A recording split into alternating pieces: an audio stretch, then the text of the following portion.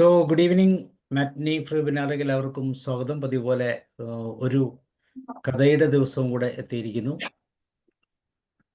ഇത് രണ്ടുപേരാണ് കഥ പറയുന്നത്, ഷീല മാമും അതുപോലെ തന്നെ ഉഷ മാമും. തീർച്ചയായിട്ടും വളരെ കേൾക്കാൻ രസമുള്ള രണ്ട് കഥകളാണ്. കഥകളെ അവർ തന്നെ ഇൻട്രൊഡ്യൂസ് ചെയ്യും. എല്ലാവരെയും സ്വാഗതം ചെയ്തു. അതോടൊപ്പം ഷീല മാമിനെയും ഉഷ മാമിനെയും. ആദ്യം കഥ പറയുന്നത് ഷീല മാമാണ്. So Sheela ma'am, you are welcome. Thank you sir.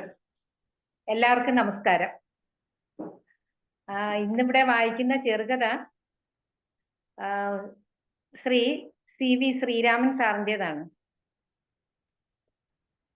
ആത്മസംഘർഷങ്ങളുടെ കഥാകാരൻ എന്നാണ് അദ്ദേഹത്തെ വിശേഷിപ്പിക്കുന്നത്. മലയാള ഭാഷാ സാഹിത്യത്തിലെ ഒരു വ്യത്യസ്തമായ ആഖ്യാന ശൈലിയാണ് CV ശ്രീരാമനിൽ നമുക്ക് കാണാൻ കഴിയുന്നത്. അദ്ദേഹം 1931 ജനിച്ചു. സിലോണിലായിരുന്നു ബാല്യകാലവും അതുപോലെ തന്നെ പ്രാഥമിക വിദ്യാഭ്യാസവും പൂർത്തിയാക്കിയത്. പിന്നെ ഹൈസ്കൂളിലാണ് തൃശ്ശൂരിലേക്ക് വന്നപ്പോൾ ഹൈസ്കൂൾ ചേർന്നു. കുന്നംകുളം സ്കൂളിൽ ചേരുകയും അത് കഴിഞ്ഞ് സെന്റ് അലോഷ്യസ്, സെന്റ് ജോസഫ്സ് കോളേജുകളിലായിരുന്നു ഉപരിപഠനം നടത്തിയിരുന്നത്. അദ്ദേഹത്തിന്റെ കഥകൾക്കുള്ള പ്രത്യേകത മിക്കവാറും ഒക്കെ പിന്നെ ഒറ്റപ്പെടലിന്റെ കഥകളാണ് കാണാൻ കഴിയുന്നത്. അതിന് കാരണം തന്നെയുണ്ട്. അദ്ദേഹം 7 വർഷത്തോളം ആൻഡമാനിൽ ജോലി നോക്കിയിട്ടുണ്ട്. കിഴക്കൻ ബംഗാളിലെ അഭയാർത്ഥി ക്യാമ്പിലെ ഉദ്യോഗസ്ഥനായിരുന്നു അദ്ദേഹം. 7 വർഷം അവിടെ സേവനം നടത്തി. അതുപോലെ തന്നെ 2ാം ലോക മഹായുദ്ധത്തില് സമയത്ത് കൊളംബോയിൽ അദ്ദേഹം ആ യുദ്ധം എങ്ങനെയാണെന്നും എന്താണെന്നും അനുഭവിച്ചു. അതുപോലെ ആൻഡമാൻ നിക്കോബാറിൽ മാപ്പിള ലഹളയുമായി ബന്ധപ്പെട്ട് അഭയാർത്ഥികളെ അദ്ദേഹം കണ്ടിട്ടുണ്ട്. അങ്ങനെ നോക്കുമ്പോൾ ചരിത്രവും ജീവിതവും കണ്ട ഒരു നല്ലൊരു എഴുത്തുകാരനാണ് അദ്ദേഹം. അദ്ദേഹത്തിന്റെ പ്രമുഖ സംവിധായകരായ പിന്നെ G. അരവിന്ദൻ, CV ചന്ദ്രൻ തുടങ്ങിയവരെ അദ്ദേഹത്തിന്റെ കഥകളെ ചലച്ചിത്ര ആവിഷ്കാരമായി മാറ്റിയിട്ടുണ്ട്. ഉദാഹരണം വാസ്തുഹാര, പൊന്തന്മാട, ചിദംബരം, പുരുഷാർത്ഥം തുടങ്ങിയവ.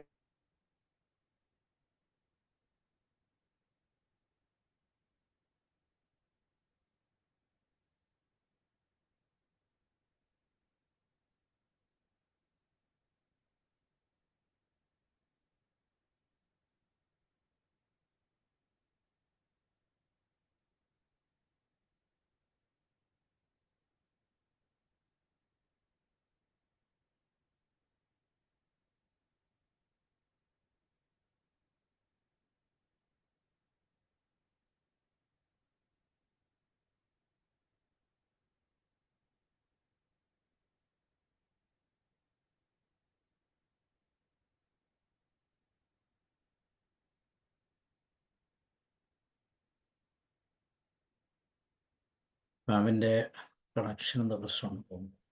ഒരു മിനിറ്റ് ഒന്ന് വെയിറ്റ് ചെയ്യാം.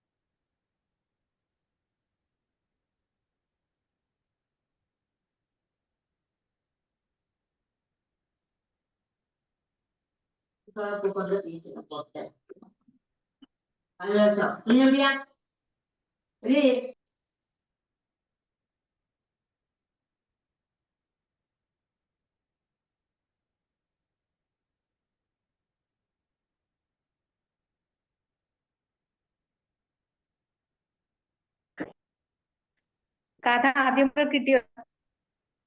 കേൾക്കാം. ഒരിക്കൽ കൂടി തുടങ്ങാം അല്ലേ? അല്ല, അതിന്റെ കണ്ടിന്യൂഷൻ പറഞ്ഞ കുഴപ്പമില്ല.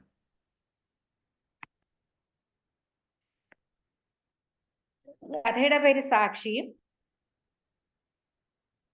അവരെ കാണാൻ തുടങ്ങിയപ്പോഴേ അയാൾക്ക് തോന്നി ദേശാടകയാണ്, ഇവിടത്തുകാരിയല്ല. മുഖത്തെ ഉദ്യോഗവും ക്ഷമാശീലവുമാണ് അയാളെ ശോഭിപ്പിച്ചത്. ഇത്രമാത്രം അനാസ്ഥയാണോ ഈ ഓഫീസ്? ശിവായിയെ വിളിച്ചു. കുറെ ദിവസമായല്ലോ ആ സ്ത്രീ തിണ്ണയിൽ ഇരിക്കാൻ തുടങ്ങിയിട്ട്. ശ്രദ്ധിക്കുന്നില്ലേ? അവരോട് വരാൻ പറയൂ. അവർ വന്നു. 5-6 ദിവസമായല്ലോ ഈ തിണ്ണയിൽ ഇരിക്കാൻ തുടങ്ങിയിട്ട്. എന്താ കാര്യം? എനിക്കൊരു മാരേജ് സർട്ടിഫിക്കറ്റ് വേണം. അതിന് മാരേജ് ഇവിടെ രജിസ്റ്റർ ചെയ്തിട്ടുണ്ടോ? എല്ലാവരും ഇങ്ങനെ ഒഴിഞ്ഞു പറഞ്ഞാലോ? സാറാണ് ഞങ്ങളെ അനുഗ്രഹിച്ചത്. ക്ഷമിക്കണം, ഓർമ്മ വരുന്നില്ല. അമ്പലത്തിൽ വെച്ചാണ് കെട്ട് നടന്നത്. അവിടെ കല്യാണത്തിന് ഒരു രേഖയും കാണില്ല. ഈ ടൗൺഷിപ്പ് ഓഫീസിൽ വന്നാണ് മാരേജ് രജിസ്റ്റർ ചെയ്തത്. ഓണക്കാലമായിരുന്നു. ഈ ഓഫീസിലെ എല്ലാവർക്കും ഓണസദ്യയും തന്നിരുന്നു. അയാൾക്കെല്ലാം നന്നായി ഓർമ്മ വരുന്നു. ഈ ഓഫീസിലാകെ വെട്ടിത്തിളങ്ങി നിന്ന നവവധൂവരന്മാർ. ഗുജറാത്തിൽ എവിടെയോ ജോലിയായിരുന്നില്ലേ? അതെ, ജാംനഗറിൽ. പേര് മറന്നു. എന്റെ പേര് ഉമ, ഭർത്താവിന്റെ പേര് പരമേശ്വരൻ. സാർ അന്നൊരു സംസ്കൃത ശ്ലോകം ചൊല്ലിക്കൊണ്ട് ഇന്ന് വരെ ലോകം കണ്ട ഏറ്റവും ഐഡിയൽ കപ്പിൾസ് എന്നാണ് പറഞ്ഞത്. അപ്പോഴും അയാൾ അത് തന്നെ.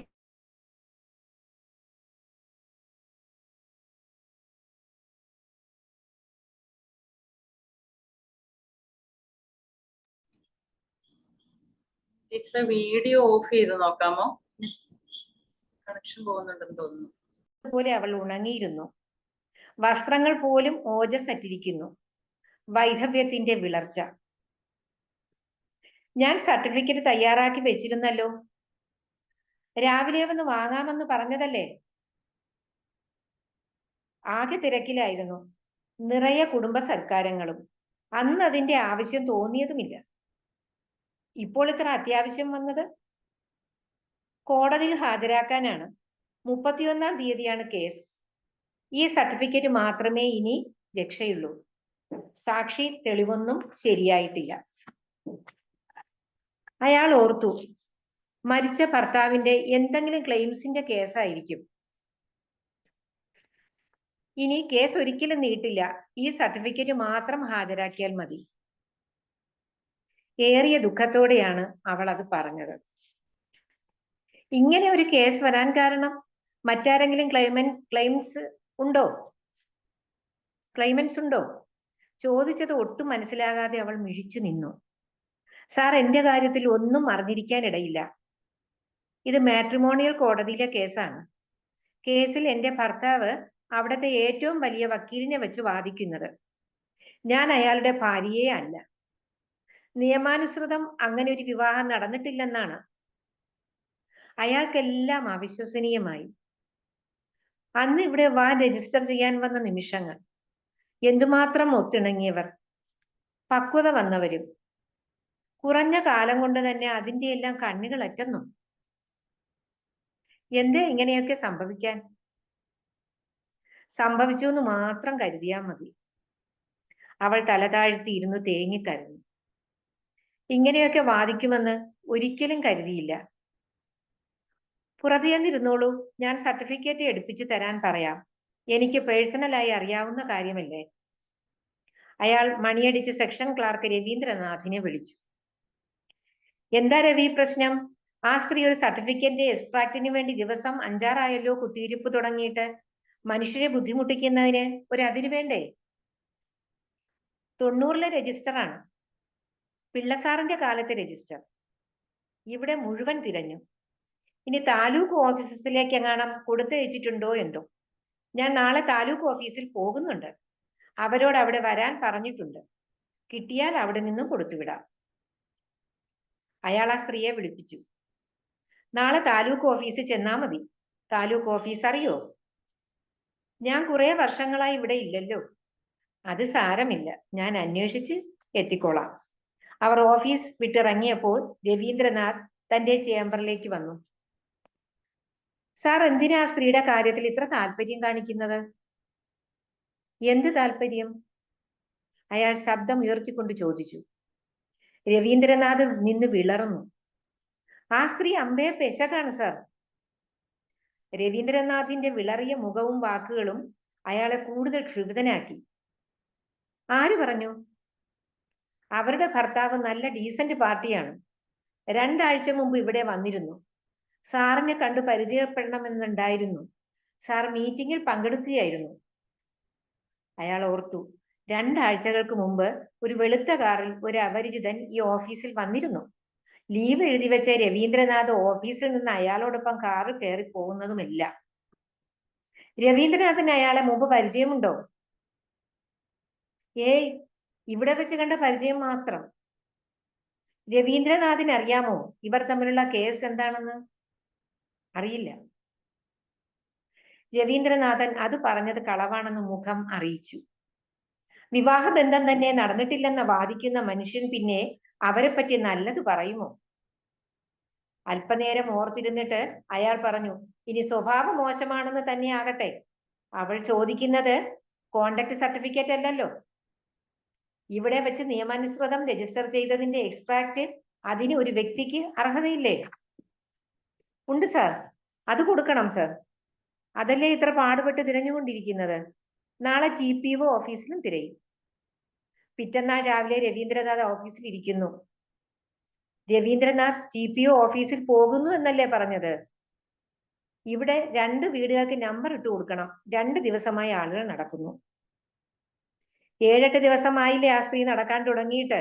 അവരെ TPO ഓഫീസിലേക്ക് നടത്തിച്ചു. താൻ ഇവിടെയും വെറുതെയല്ല, ഉദ്യോഗസ്ഥന്മാരോട്. രവീന്ദ്രനാഥ് ബാഗുമെടുത്ത് പുറത്തിറങ്ങി. സാർ ഇത് പറഞ്ഞത് നന്നായി. ഞാൻ ആ കാര്യം ആകെ മറന്നു. കുറച്ചു ദൂരം നടന്നിട്ട് തിരിച്ചു വന്നു. കുടയെടുക്കാൻ മറന്നു. പിന്നെ അവിടെ നിന്ന് തിരിഞ്ഞു.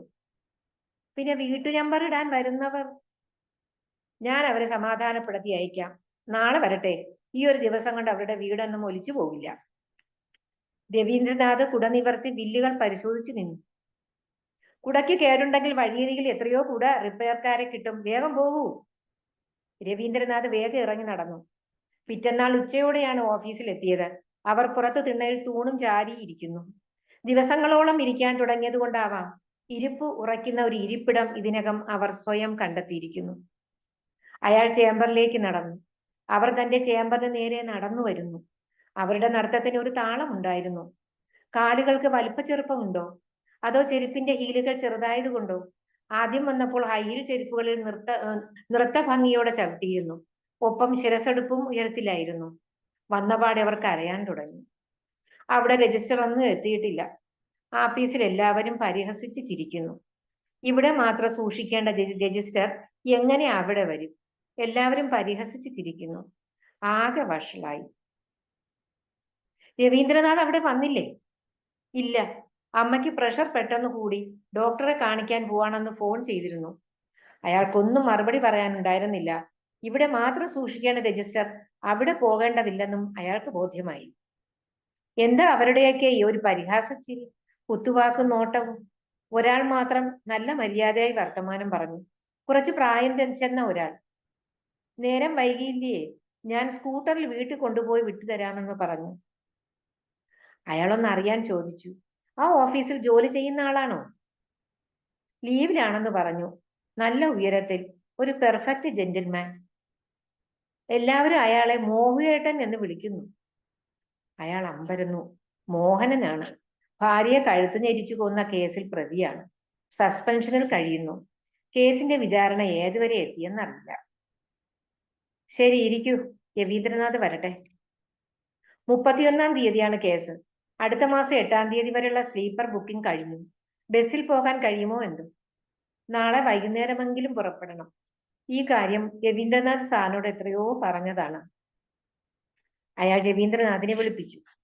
ജൂനിയർ സൂപ്രണ്ടാണ് വന്നത്. രവീന്ദ്രൻ സാറ് 4 ദിവസത്തെ ലീവിനെ അപേക്ഷിച്ചിട്ടുണ്ട്. ശരി, നിങ്ങൾ പുറത്തുപോയി ഇരിക്കൂ. പോവരുത്, ഞാൻ വിളിക്കാം. അയാൾക്ക് ദുഃഖം തോന്നി. സർക്കാർ ഓഫീസിൽ നിന്ന് അർഹതപ്പെട്ട ഒരു കാൽപ്പായ കടലാസിനു വേണ്ടി ഒരു ജീവിതം കരിയില പോലെ പാർന്നു. അവർ പുറത്തേക്ക് പോയി. തിണ്ണയിലിരുന്നു. പൂപ്പൽ കുട കൊണ്ട് തുടച്ചു. തൂണിൽ ചാരിയിരുന്നു. അയാൾക്ക് അവരിൽ നിന്ന് കുറച്ചു കാര്യങ്ങൾ അറിയണമെന്നുണ്ടായിരുന്നു. ശിപായിയെ വിട്ട് അവരെ വിളിപ്പിച്ചു. അവർ വന്നു. ഇരിക്കൂ. അവർ ഇരുന്നു. എനിക്ക് ചില കാര്യങ്ങൾ അറിയണമെന്നുണ്ട്. അവർ നെറ്റിച്ചു വിളിച്ചു. അപ്പോൾ അയാൾ ശ്രദ്ധിച്ചു, അവർ പൊട്ടു തൊടാറില്ല. പക്ഷേ നെറ്റി ചുളിക്കുമ്പോൾ പുരികങ്ങൾ ചേരുന്നതിന് മുകളിലെ ചുളിവുകൾക്ക് ഒരു ചാന്തുപൊട്ടിന്റെ ആകൃതി തന്നെയായിരുന്നു.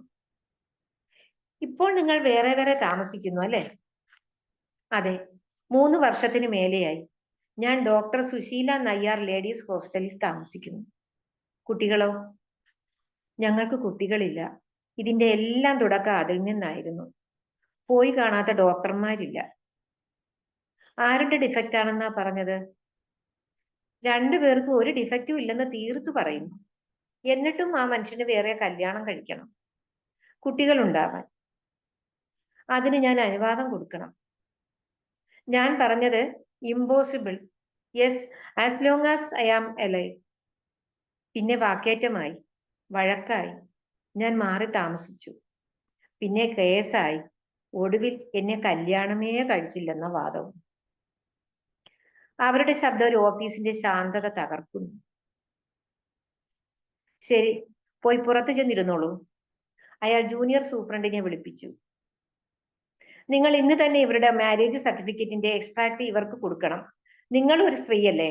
എന്താ ഒരു സ്ത്രീയുടെ ധർമ്മത്തിൽ നിങ്ങൾ താല്പര്യം കാണിക്കാത്തത്?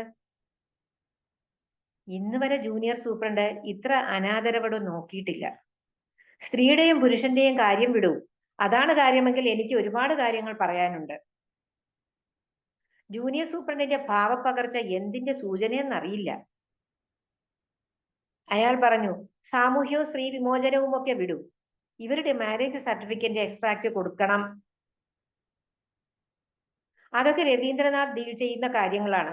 4 ദിവസത്തേക്ക് രവീന്ദ്രൻ സാറ് ലീവിലാണ്. രവീന്ദ്രനാഥ് ഇനി ഒരിക്കലും തിരിച്ചു വന്നില്ലെന്ന് വെക്കുക.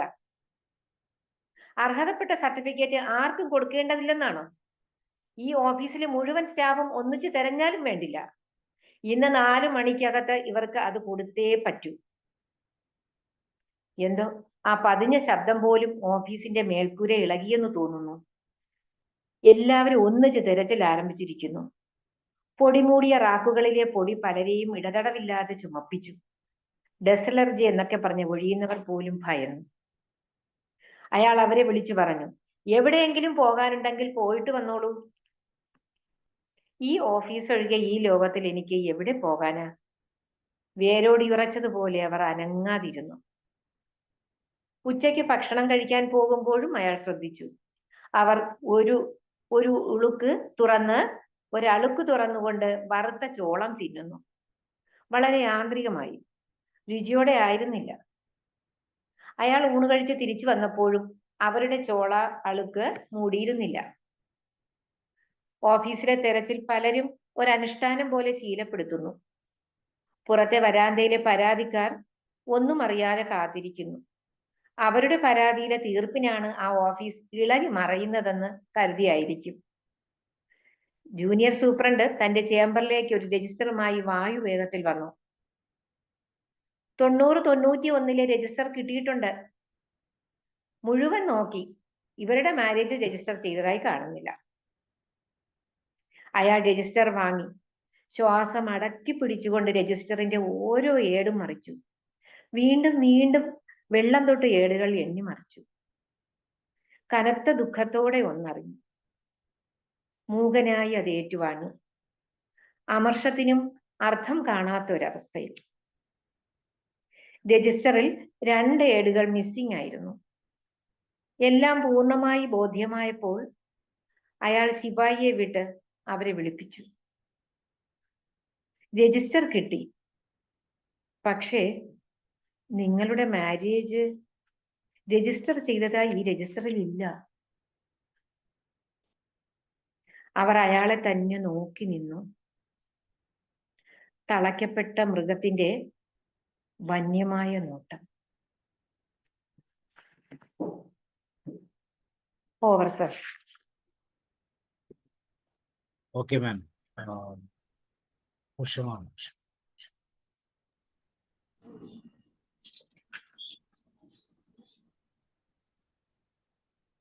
എല്ലാവർക്കും നമസ്കാരം. ഇന്നത്തെ സ്റ്റോറി തെറാപ്പിയിലേക്ക് എല്ലാവർക്കും സ്വാഗതം. മലയാളത്തിന്റെ പ്രിയ കഥാകാരി, കവയിത്രി എന്ന നിലയിൽ സുപരിചിതയാണ് അഷിത. തൃശൂർ ജില്ലയിലെ പഴയന്നൂരിൽ 1956 ജനിച്ച അച്ഛൻ KB നായർ, അമ്മ തങ്കമണി. അഷിതയുടെ കഥകൾ എന്ന പുസ്തകത്തിന് 2015 സംസ്ഥാന സാഹിത്യ അക്കാദമി ചെറുകഥാ പുരസ്കാരം ലഭിക്കുകയുണ്ടായി. ഇടശ്ശേരി അവാർഡ്, പത്മരാജൻ, ലളിതാംബിക തുടങ്ങി നിരവധി പുരസ്കാരങ്ങൾ കൊണ്ട് സമ്പന്നമാണ് അഷിതയുടെ കഥകൾ. ഈ പുസ്തകത്തിൽ നിന്നും അടർത്തിയെടുത്ത തഥാഗത എന്ന കൊച്ചു കഥയാണ് ഞാൻ ഇന്നിവിടെ എൻ്റെ പ്രിയപ്പെട്ടവരോട് പങ്കുവെക്കുന്നത്. തഥാഗത.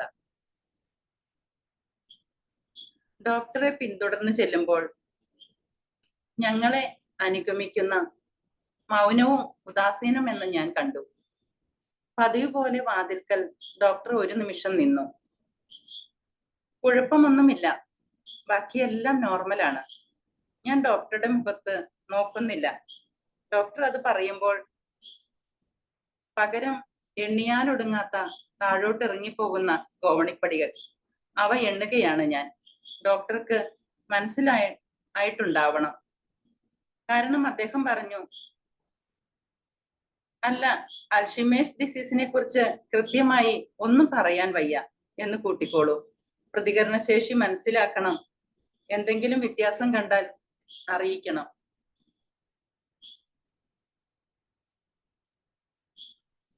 തലചരിച്ച് ഔപചാരികമായി യാത്ര പറയുന്നതിനിടയ്ക്ക് അദ്ദേഹം കാണാതെ പോകുന്ന ചില കാര്യങ്ങളുണ്ട്. ഒറ്റ നോട്ടത്തിൽ കിട്ടുന്ന കാഴ്ചകളെക്കാളും അധികമാണ് ഈ ലോകത്തിൽ നമുക്ക് കാണാതെ പോകുന്ന കാര്യങ്ങൾ. ഒരു ഉദാഹരണത്തിന്, ഈ ഫ്ലാറ്റിലെ അടഞ്ഞ വാതിലിന് പിറകിൽ എന്നെയും അമ്മയെയും ചൂഴ്ന്നു നിൽക്കുന്ന ഒരു മഹാമൗനം. മരണം എന്ന് വെച്ചാൽ ഇങ്ങനെ തന്നെ എന്ന് സംവദിച്ചുകൊണ്ടിരിക്കുന്നു ആ മൗനം. ഈശ്വരൻ എന്ന് വെച്ചാലും ഇങ്ങനെയൊക്കെ തന്നെയോ എന്ന് സന്ദേഹിച്ചുകൊണ്ടിരിക്കുന്ന ഒരു മൗനം. അകത്തെ മുറിയിൽ അമ്മ കിടക്കുകയാണ്, ഒരു നേർരേഖ പോലെ നിശ്ചലയായി. ഞാൻ അമ്മയുടെ അടുത്തേക്ക് നടന്നു. എൻ്റെ ഓരോ കാൽവയ്പിലും അമ്മ ഇപ്പോൾ തലചരിച്ചു നോക്കുമെന്ന ആശയോടെ. അത് ഞെരിഞ്ഞമർന്നുകൊണ്ടിരുന്നു ഓരോ കാൽവയ്പും. അമ്മയുടെ അടച്ച ഓർമ്മയുടെ വാതിൽക്കൽ മുട്ടി നൊമ്പരമെന്നോണം മടങ്ങി വരുന്നത് പോലെ. എൻ്റെ ഓർമ്മയാവട്ടെ ഒരു വലിയ എട്ടുകെട്ട് പോലെയും. 10-12 കുട്ടികളോടൊപ്പം സ്കൂൾ വിട്ട് ഇടവഴിയിലൂടെ ഓടി വരുമ്പോൾ അവർക്കിടയിലും എൻ്റെ കാൽപ്പാടുകളെ തിരിച്ചറിഞ്ഞ് വാതിൽക്കൽ പ്രത്യക്ഷപ്പെട്ടിരുന്നു അമ്മ. ഈ അമ്മ ചുവരിൽ കണ്ണുനട്ട് കിടക്കുകയാണ്. ചുവരിൽ 10 വർഷം മുമ്പ് അകാലത്തിൽ മരിച്ചുപോയ എൻ്റെ ഏട്ടത്തിയുടെ ഫോട്ടോ. അമ്മ എന്താവാം ഓർക്കുന്നത്? ഞാൻ കട്ടിലിൽ ചെന്ന് ചേർന്നിരുന്ന് വിളിച്ചു, അമ്മേ. തിരിച്ചറിവിന്റെ യാതൊരു സൂചനയും തരാത്ത ഒരു നോട്ടം അമ്മ എനിക്ക് നീട്ടുന്നു. അമ്മ എന്ന സംബോധന എത്ര നീട്ടിയാലും എത്താൻ കഴിയാത്ത ഏത് അകലത്തിലാണ് അമ്മ വസിക്കുന്നത്. ഹൃദയം നുറുങ്ങിപ്പോകുന്നത് ഞാൻ അറിഞ്ഞില്ലെന്ന് നടിച്ചു. ഞാൻ അമ്മയോട് വീണ്ടും ചോദിക്കുകയാണ്, അമ്മ എന്താണ് ആലോചിക്കുന്നത്? എന്തോ ഓർത്തെടുക്കാൻ ശ്രമിക്കുന്ന അമ്മയുടെ വൃത്തനെറ്റിയിൽ ചുളിവുകൾ. ഒരു മറുപടിക്ക് കാക്കുകയാണ് ഞാൻ. നിമിഷങ്ങൾ ഇഴഞ്ഞു നീങ്ങവേ ഞാൻ എന്നോട് തന്നെ ചോദിക്കുന്നു, അമ്മ എന്താവാം ആലോചിക്കുന്നത്? എനിക്ക് അറിഞ്ഞുകൂടാ. എൻ്റെ ഹൃദയം മനസ്സിനോട് പറയുന്നു, അമ്മയ്ക്ക് നമ്മളെ അറിയുന്നതിൻ്റെ കോടിയിൽ ഒരംശം പോലും നമുക്ക് അമ്മയെക്കുറിച്ച് അറിഞ്ഞുകൂടല്ലോ. നോക്കിയിരിക്കെ ആ നെറ്റിയിലെ ചുളിവുകൾ മായുന്നതും ആ മുഖം ശാന്തമാകുന്നതും ഒരു പ്രസന്നത കൈവരിക്കുന്നതും ഞാൻ കണ്ടു. വാതിലടിച്ചു പുറത്താക്കപ്പെട്ട ഒരു കുട്ടിയെ പോലെ അമ്മയുടെ ഓർമ്മകളുടെ ചുളിവുകളിലേക്ക് നിവരില്ലല്ലോ ഇപ്പോൾ ഞാനില്ല. ഒരുപാട് കാലം ആ ചുളിവുകളും നിവരലും എന്നെക്കുറിച്ചായിരുന്നുവല്ലോ. പേരറ്റു പോകുന്നത് പോലെ അമ്മയുടെ ഓർമ്മകളിൽ നമ്മൾ ഇല്ലാതാകുമ്പോഴാണ് നാം മരിക്കുന്നത്. മുറിയിലെ ഫോൺ നിർത്താതെ ശബ്ദിക്കുന്നു. എടുക്കുന്നത് വരെ ശാഠ്യം പിടിക്കുന്ന കുട്ടി കണക്കെ അങ്ങേയറ്റത്ത് ഭർത്താവും കുട്ടികളും മാറി മാറി സംസാരിക്കുന്നു. എന്നും അടങ്ങും. അമ്മയെ നോക്കാൻ നേഴ്സിനെ ഏർപ്പാടാക്കാത്തത് എന്താണ്? അമ്മ എന്ന് വരും? ദീപുവിന് പനിയാണ്. ഞാൻ ഫോൺ താഴ്ത്തു വയ്ക്കവേ അമ്മ പ്രസന്നമായും സ്ഫുടമായും ചോദിക്കുകയാണ്, ആരാ ഫോൺ വിളിച്ചത്? ദീപുവാണോ? അവന് സ്കൂൾ അടച്ചോ? ഞാൻ മിന്നൽ പോലെ തിരിഞ്ഞ് അമ്മയുടെ അടുത്തേക്ക് ഓടിച്ചെന്നു. ദീപുവാണമ്മേ, ദീപുവിന് അടുത്ത ആഴ്ച സ്കൂൾ അടയ്ക്കും. അമ്മയ്ക്ക് ദീപുവിനെ എന്റെ വർത്തമാനം പാതിക്ക് വെച്ച് നിശബ്ദമാകുന്നു. അമ്മയുടെ നോട്ടം വീണ്ടും ശൂന്യമായ ജനാല പോലെയായി മാറുന്നത് ഞാൻ കാണുകയാണ്. വിചാരിക്കാത്തപ്പോൾ കയറി വന്ന് അങ്ങനെ തന്നെ ഇറങ്ങിപ്പോകുന്ന ഒരു തഥാഗതയായി എൻ്റെ അമ്മ എന്നെ നോക്കുന്നു. എത്ര നിർമ്മലമായ നോട്ടം. ക്ലോക്കിൽ മണി 12 അടിച്ചു. ഞാൻ അമ്മയോട് പറഞ്ഞു, കണ്ണിൽ മരുന്നൊഴിക്കേണ്ട നേരമായി, കണ്ണ് കാണിക്കൂ. അമ്മ കണ്ണുകൾ ഇറുക്കിയടച്ച് വായ തുറന്നു കാണിച്ചു. ചിരിയും സങ്കടവും ഒരുമിച്ച് വന്നു എനിക്ക്. തുല്ലുറക്കെ ഞാൻ ശാസിക്കുകയാണ്, എന്താ ഇത്? കൊച്ചുകുട്ടികളെ പോലെ കണ്ണു തുറക്കൂ. കണ്ണിന്റെ അടിത്തട്ടിൽ കിടന്ന് മിന്നിയിരുന്ന അമ്മയുടെ ചിരി മരുന്നിൽ കലങ്ങി മറഞ്ഞു. മുഖം തുടച്ചുകൊണ്ട് താങ്ങിയെടുത്ത് ഞാൻ വീൽ ചെയറിലേക്ക് അമ്മയിരുത്തി സാവധാനം ഉന്തി നടന്നു. ഇപ്പോൾ ഞങ്ങൾ ജനാലയ്ക്കരികിലാണ്. താഴെ മൈതാനത്ത് കുട്ടികൾ പന്ത് കളിക്കുന്നു. പൊടിയും ആർപ്പുവിളിയും ഉയരുന്നു. പന്ത് ഉയരത്തിൽ പൊന്തി ഞങ്ങളുടെ ജനാലയോളം വന്നു താഴേക്ക് പതിക്കുന്നു. എല്ലാ ശബ്ദങ്ങളും ജീവിതം തന്നെയും ഞങ്ങളുടെ ജനാലയോളം എത്തി മടങ്ങിപ്പോകുന്നുവെന്ന് എനിക്ക് തോന്നി. ജീവിതത്തിന്റെ എല്ലാ ശബ്ദങ്ങളിൽ നിന്നും പുറത്താക്കപ്പെട്ട അമ്മയുടെ മനസ്സിൽ നിന്നും എങ്ങനെയോ പുറന്തള്ളപ്പെട്ട പോയ ഞാൻ. അമ്മ അനുസരണയോടെ പന്തുകളി ഇരുന്ന് കാണുകയാണ്. എന്റെ ഓർമ്മയിൽ ഇപ്പോൾ 4 മാസം മുൻപുള്ള ഒരു സായാഹ്നം. അന്നാണ് അമ്മയെ ഞാൻ അവസാനമായി നടക്കാൻ കൊണ്ടുപോയത്. ഞാൻ പെട്ടെന്നൊരു നിമിഷം കൈവിടുവിച്ച് നിരത്ത് മുറിച്ച് കിടന്ന് എതിർവശത്തെ ഫുട്പാത്തിലെ തിരക്കിൽ അമ്മ അപ്രത്യക്ഷയായി. നഗരത്തിലെ തിരക്കിൽ ചെവി അടപ്പിക്കും വിധം പെരുമ്പറ കൊട്ടുന്ന ഹൃദയമിടിപ്പോടെ ഞാൻ കണ്ടെത്തുമ്പോൾ ഒരു തുണിക്കടയുടെ മുൻപിൽ പകച്ചു നിൽക്കുകയായിരുന്നു അമ്മ. ഞാൻ അമ്മയെ വീണ്ടും കിടക്കയിലേക്ക് കൊണ്ടുവന്ന് ചാരിയിരുത്തി. എല്ലിൻകൂട് പോലുള്ള ആ നെഞ്ചിന്റെ മിടിപ്പ് എനിക്ക് കേൾക്കാം. അമ്മേ, കഞ്ഞി തരട്ടെ? ഞാൻ ചോദിക്കുന്നു. അമ്മയുടെ കണ്ണുകൾ ഏടത്തിയുടെ ഫോട്ടോയിൽ നിന്നും വീണ്ടും ചെന്ന് തങ്ങിയിരിക്കുന്നു. നെറ്റിയിൽ ചുളിവ് വീണിരിക്കുന്നു. ഒരു സ്പൂൺ കഞ്ഞി കോരിക്കൊടുത്തുകൊണ്ട് ഞാൻ ചോദിക്കുന്നു, ആരുടെയാ ആ ഫോട്ടോ? അറിയുമോ? എന്തെങ്കിലും പ്രതികരണത്തിനായി ഞാൻ കിണഞ്ഞു ശ്രമിക്കുകയാണ്. ഒരു തുള്ളി കണ്ണീർ, ഒരു നെടുവീർപ്പ്, എന്തെങ്കിലും. അമ്മയുടെ നെറ്റിയിൽ ചുളിവുകളുടെ എണ്ണം കൂടുന്നു. ഉത്സാഹത്തോടെ ആകാംക്ഷയോടെ ഞാൻ ആ മുഖം ഒരു വിരൽ കൊണ്ട് എന്റെ നേർക്ക് തിരിച്ചു ചോദിക്കുകയാണ്, അമ്മയ്ക്ക് എന്നെ മനസ്സിലായോ? അമ്മയുടെ അമ്മിണിക്കുട്ടിയെ. അമ്മ പ്രാവിൻ്റേതുപോൽ വിശുദ്ധമായ കണ്ണുകൾ കൊണ്ട് എന്നെ ഉറ്റി നോക്കിക്കൊണ്ട് കഞ്ഞി തുപ്പിക്കളഞ്ഞു. മതിയായി എന്നർത്ഥം. മുഖം തുടച്ചുകൊണ്ടിരിക്കുമ്പോഴും ആ നോട്ടം എൻ്റെ മുഖത്ത് തന്നെ. മെല്ലെ കിടത്തി ചിരിച്ചുകൊണ്ട് ഞാൻ ചോദിക്കുകയാണ്, എവിടെ അമ്മേ അമ്മയുടെ അമ്മിണിക്കുട്ടി? അമ്മിണിക്കുട്ടി മരിച്ചുപോയി. എൻ്റെ മുഖത്തു നിന്ന് നോട്ടം മാറ്റാതെ ഓർമ്മകളിൽ എവിടെയോ നടന്നു മറയവേ അമ്മ പറഞ്ഞു.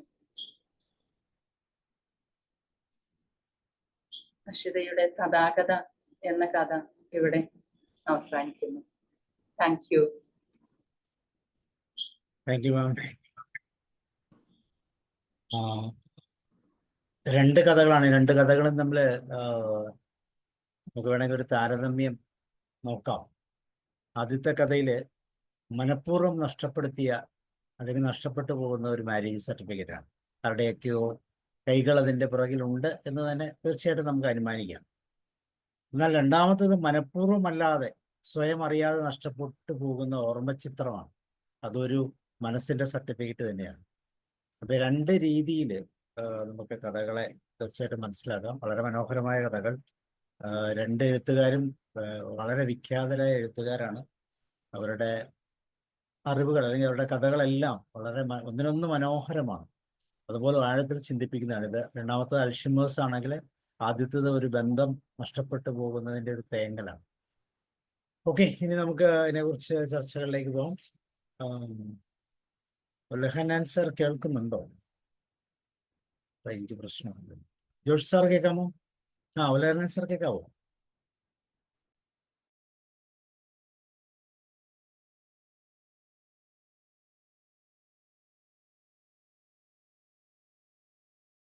ലഹനാൻ സാറിന് കേൾക്കാമോ?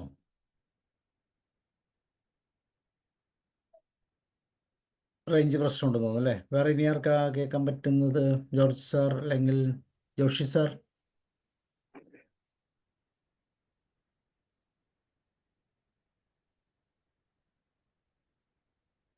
വേറെ ആരും കേൾക്കുന്നില്ല. കോകുമാർ, സലിജ മാം കേൾക്കുന്നുണ്ടോ? സ്നേഹലത മാം? എല്ലാരും തന്നെ എനിക്ക് തോന്നുന്നു നെറ്റ്വർക്ക് പ്രോബ്ലമാണ്, ഇടയ്ക്കിടയ്ക്ക് ബ്രേക്ക് വരുന്നുണ്ട്. മുലാനാൻ സാർ സലിജ മാം പറയൂ.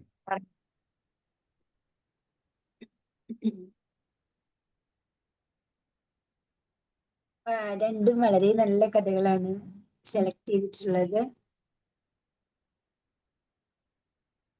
അപ്പോ ആദ്യത്തെ കഥയില് സ്നേഹമില്ലായ്മയും മറ്റേതിനകത്ത് കമ്പാരിസൺ നോക്കുമ്പോൾ മറ്റേതിനകത്ത് സ്നേഹ ആധിക്യവുമാണ് കാണാൻ പറ്റുന്നത്. അതായത് അമ്മയ്ക്കും രണ്ടുപേർക്കും അങ്ങോട്ടും ഇങ്ങോട്ടും ഒരുപാട് സ്നേഹമുണ്ട്. പക്ഷേ രോഗം ആ സ്നേഹത്തിന് മുന്നിൽ ഒരു മറയായിട്ട് ഒരു തടസ്സമായിട്ട് നിൽക്കുകയാണ്. ഓർമ്മയില്ലാതാവുന്ന ഇപ്പോഴുള്ള ഈ പുതിയ കാലഘട്ടത്തിനല്ലേ പഴയ എന്ന് പറയാം, ആ ഒരു രോഗത്തിന്റെ ഒരു അവസ്ഥയിലേക്ക് നമുക്ക് ചിന്തിക്കാൻ പറ്റും. അപ്പോ ഞാൻ കേട്ടിട്ടുണ്ട്, വീടിനടുത്ത് ഒരു ചേച്ചി ഒരു 60 വയസ്സൊക്കെ ഉണ്ടാവുള്ളൂ. അപ്പൊ ആള് ഭക്ഷണം കോരി കൊടുത്തു കഴിഞ്ഞാലും ഇറക്കാൻ അറിഞ്ഞുകൂടാത്തൊരവസ്ഥ. അതുപോലെ ഡ്രസ്സൊക്കെ ഇട്ട് കൊടുക്കുമ്പോഴും ആൾക്ക് അറിഞ്ഞുകൂടാ. അപ്പൊ അത്രയും എക്സ്ട്രീമില് മറവി രോഗമായിരുന്നു. അപ്പൊ വീട്ടിലെ അച്ഛനും ഉണ്ട് ചെറുതായിട്ട്. അപ്പൊ ഞാനിങ്ങനെ പ്രാർത്ഥിക്കും, ഇങ്ങനെ ചില മറവി രോഗം പെട്ടെന്ന് കൂടുതൽ മൂർച്ഛിക്കുമല്ലോ. അപ്പൊ ഏറ്റവും വൈകിപ്പോ അറിയുന്നുണ്ട് ആള്, കുറെ കാര്യങ്ങൾ അറിയാം, ചില കാര്യങ്ങൾ മറന്നു പോകുന്നുള്ളൂ. പക്ഷെ എങ്കിൽ ഈ കഥയിൽ നമുക്കത് താരതമ്യം ചെയ്യാൻ മനസ്സിൽ നമുക്ക് ഓർക്കാൻ പറ്റുന്നുണ്ട്. അതുപോലെ ആദ്യത്തെ കഥയിലാണെങ്കിൽ നമുക്ക് വല്ലാണ്ട് വേദന തോന്നും. കാരണം വെച്ചാല് ഭർത്താവ് കുഞ്ഞുങ്ങളില്ല എന്നുള്ളൊരു കാരണം മറയാക്കിയിട്ട് ആ ഭാര്യയെ ഒഴിവാക്കാൻ ശ്രമിക്കുകയാണ്. അപ്പൊ അതിനു വേണ്ടിയിട്ട് ഏതവസ്ഥയിലേക്കും ആൾക്ക് പോവാനായിട്ട്, അതായത് മാൽ പ്രാക്ടീസിലൂടെ ആ ഒരു ഫയല് മാറ്റി വെക്കുകയും അങ്ങനെ ആളെ ഒഴിവാക്കാൻ ശ്രമിക്കുകയും ചെയ്യുന്ന സ്നേഹമില്ലായ്മ ഒരു വലിയ രോഗത്തെക്കാൾ ഏറ്റവും ഭയാനകമായിട്ട് നമുക്ക് തോന്നുന്നത് സ്നേഹമില്ലായ്മയാണ്. ഏറ്റവും അടുത്ത് ജീവിക്കുന്നവർക്കിടയിൽ സ്നേഹമില്ലാതാവുമ്പോഴാണ് ഏറ്റവും കൂടുതൽ നമുക്ക് മനസ്സ് നുറുങ്ങിപ്പോകുന്നതെന്ന് പറയാം. അപ്പോൾ രണ്ട് കഥകളും വളരെ നന്നായിരിക്കുന്നു. വളരെ നല്ലതായിട്ട് ഭംഗിയായിട്ട് രണ്ടാളും വായിച്ചു.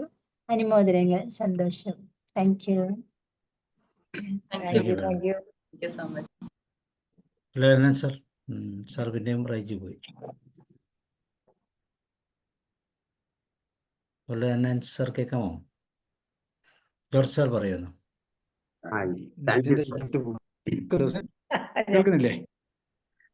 ജോർജ് സാർ കേക്കാം. Thank you. കേൾക്കുന്നുണ്ട്. ബ്രേക്ക് വരുന്നുണ്ടോ ലഹനാൻ സാറേ? എന്റേതാ? അല്ല, ലഹനാൻ സാർ ഇടയ്ക്ക് സംസാരിച്ചതാ. സാറ് സംസാരിച്ചു. ഉഷമാമും ഷീലമാമും രണ്ടുപേരുടെയും പ്രസന്റേഷൻ തമ്മിലൊരു മത്സര ബുദ്ധിയോടെ ആയിരുന്നു എന്ന് തോന്നിപ്പോണു. Thank you sir. നല്ല അവതരണം ശരിയാ. ആ കാര്യത്തില് എല്ലാവർക്കും അറിയാം, ഈ പ്ലാറ്റ്ഫോമിൽ ഇരിക്കുന്നവർക്ക്. കൊച്ചു മോഹൻലാർക്ക് ഇടപെടൽ നടത്തും, അതുകൊണ്ടാ സാരമില്ല. അപ്പോ നന്നായി. ആദ്യത്തെ അല്ല, രണ്ടാമത്തെ കഥ ഞാൻ കേട്ടു. മാര്യേജ് സർട്ടിഫിക്കറ്റിന് വേണ്ടി സർക്കാർ ഓഫീസിൽ കയറി ഇറങ്ങി നടക്കുന്ന ആ കഷ്ടം.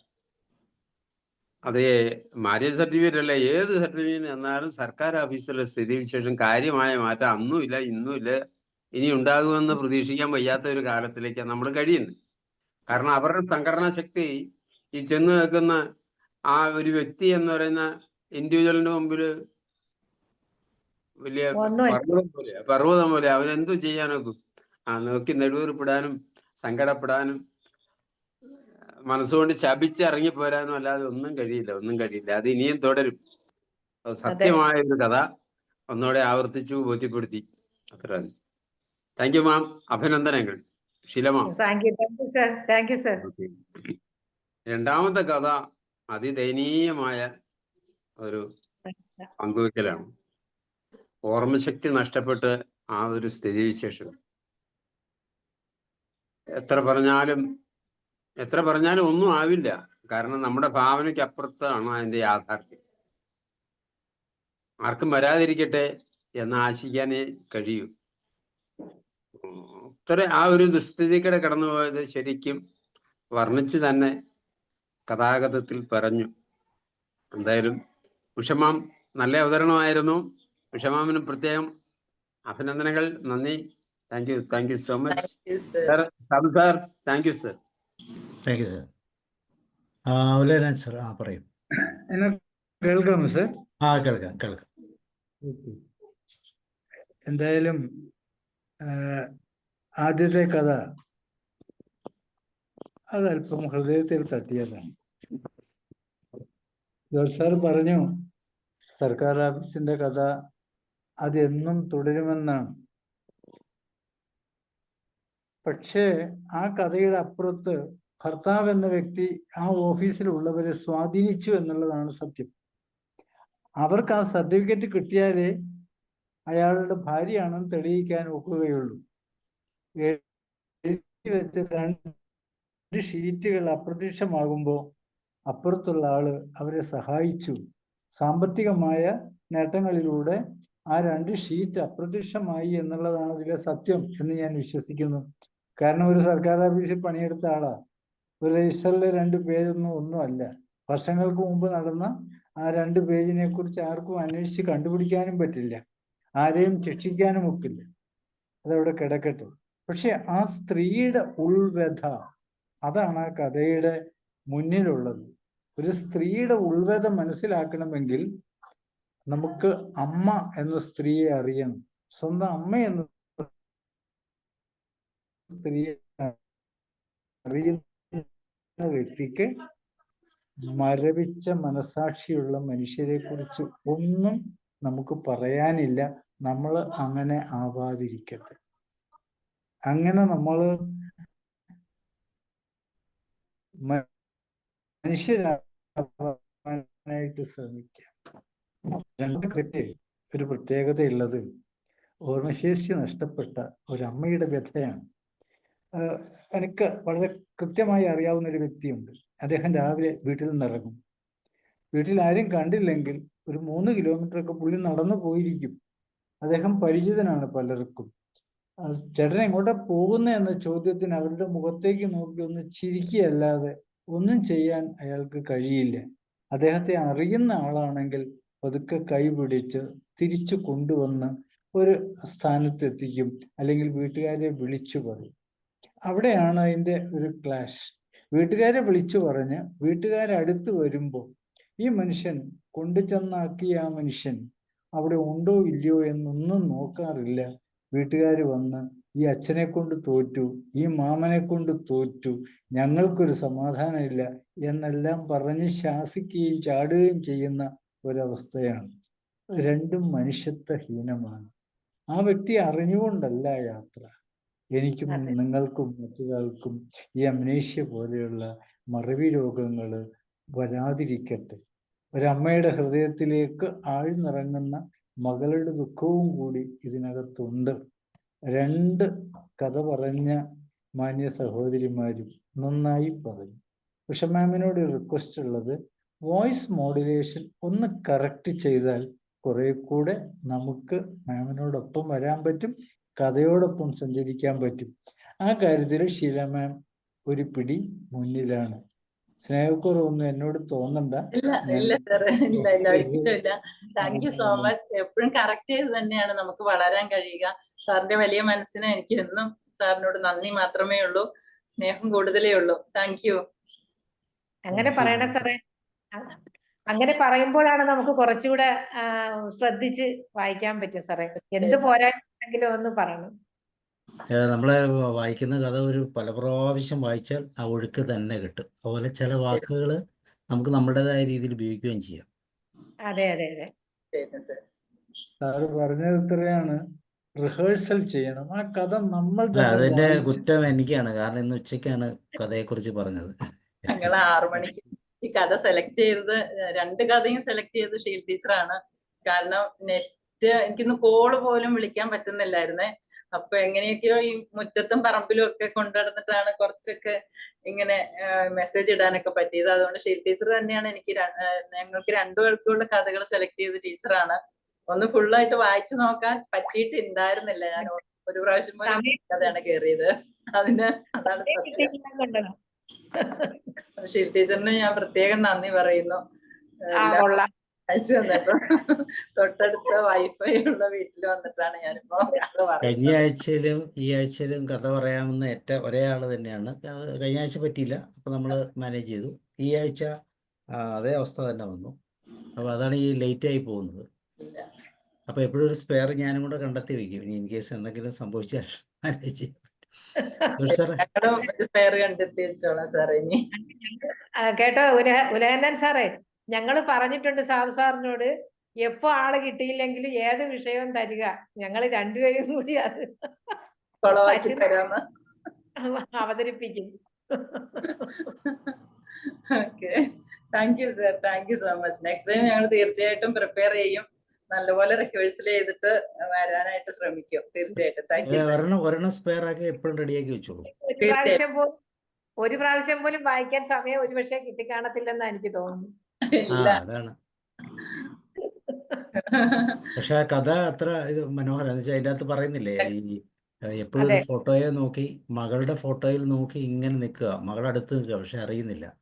അപ്പോൾ അതിൻ്റെ ഒരു മാനസിക ഞാൻ അനുഭവസ്ഥനാണ്. കാരണം എൻ്റെ മദർ 6 വർഷത്തോളം അൽഷിമേഴ്സ് ആയിരുന്നു. അപ്പോൾ അത് വളരെ കൃത്യമായിട്ട് നമ്മൾ അതിൻ്റെ ഓരോ തലങ്ങളും ഓരോ സ്റ്റേജുകളും ഒക്കെ കൃത്യമായിട്ട് നമ്മൾ മനസ്സിലാക്കിയതാണ്. നേരത്തെ മുതലേ, കുട്ടിക്കാലം മുതലേ, കുട്ടിക്കാലം നല്ലൊരു 40-45 വയസ്സ് മുതലേ തലവേദനയൊക്കെ ഉണ്ടായിരുന്നു. സാധാ തലവേദനയാണെന്ന് വിചാരിക്കും. പക്ഷെ അത് കഴിഞ്ഞിട്ടാണ് റിട്ടയർമെൻറ്റിന് ശേഷം പെട്ടെന്ന് ഫാസ്റ്റായിട്ട് അതങ്ങ് കൂടി. റിട്ടയർമെൻറ്റ് വരെ വലിയ പ്രോബ്ലം ഒന്നുമില്ലായിരുന്നു, ടീച്ചറായിരുന്നു. അപ്പോൾ അത് കഴിഞ്ഞിട്ട് പെട്ടെന്ന് അങ്ങ് ചേഞ്ചായി. വളരെ പെട്ടെന്നായിരുന്നു പിന്നെയുള്ള ഈ നമ്മൾ ബാഗ് കൊണ്ടുവയ്ക്കുമ്പോൾ പേടിയാണ്, എവിടെ കൊണ്ടുവച്ചാലും ഒരു ഉറപ്പില്ല, അതിനകത്ത് പൈസ നഷ്ടപ്പെടാം എന്നൊക്കെ ഉള്ള. അപ്പോൾ ഒരിടത്ത് നിന്ന് എടുക്കും, പിന്നെ അടുത്ത് കൊണ്ടുവയ്ക്കും, അങ്ങോട്ട് മാറ്റി വയ്ക്കും, ഇങ്ങോട്ട് മാറ്റി വയ്ക്കും. പിന്നെ ട്രഷറി ചെന്ന് പൈസ മേടിക്കുമ്പം പൈസ മേടിക്കും, എന്നിട്ട് തിരിച്ച് എണ്ണി നോക്കുമ്പോൾ ശരിയാകത്തില്ല. അപ്പോൾ പിന്നെയും പിറ്റേ ദിവസം ട്രഷറി കൊണ്ട് കൊടുക്കും, പൈസ കിട്ടിയില്ലെന്ന് പറയും. ഇതൊന്നും നമ്മൾ അറിയുന്നില്ല കേട്ടോ. ഇതൊന്നും അതുപോലെ ട്രഷറി ഇറങ്ങിക്കഴിഞ്ഞാൽ പിന്നെ വഴി അറിയത്തില്ല, എങ്ങോട്ടാണ് പോകേണ്ടതെന്ന് അറിയില്ല, ഇങ്ങനെ ചുറ്റിപ്പറ്റി അവിടെ നടക്കും. അപ്പോൾ ഇത് വളരെ യാദൃശ്ചികമായിട്ട് ചില അധ്യാപകർ, എല്ലാവരും ടീച്ചേഴ്സാണല്ലോ അധികം പേരും വരുന്നത്, എല്ലാവരും കൂടെയൊക്കെ ഒന്നിച്ചാണ് പോകുന്നത്. അപ്പോൾ അങ്ങനെ പറഞ്ഞപ്പോഴാണ് വ്യത്യാസം മനസ്സിലായത്.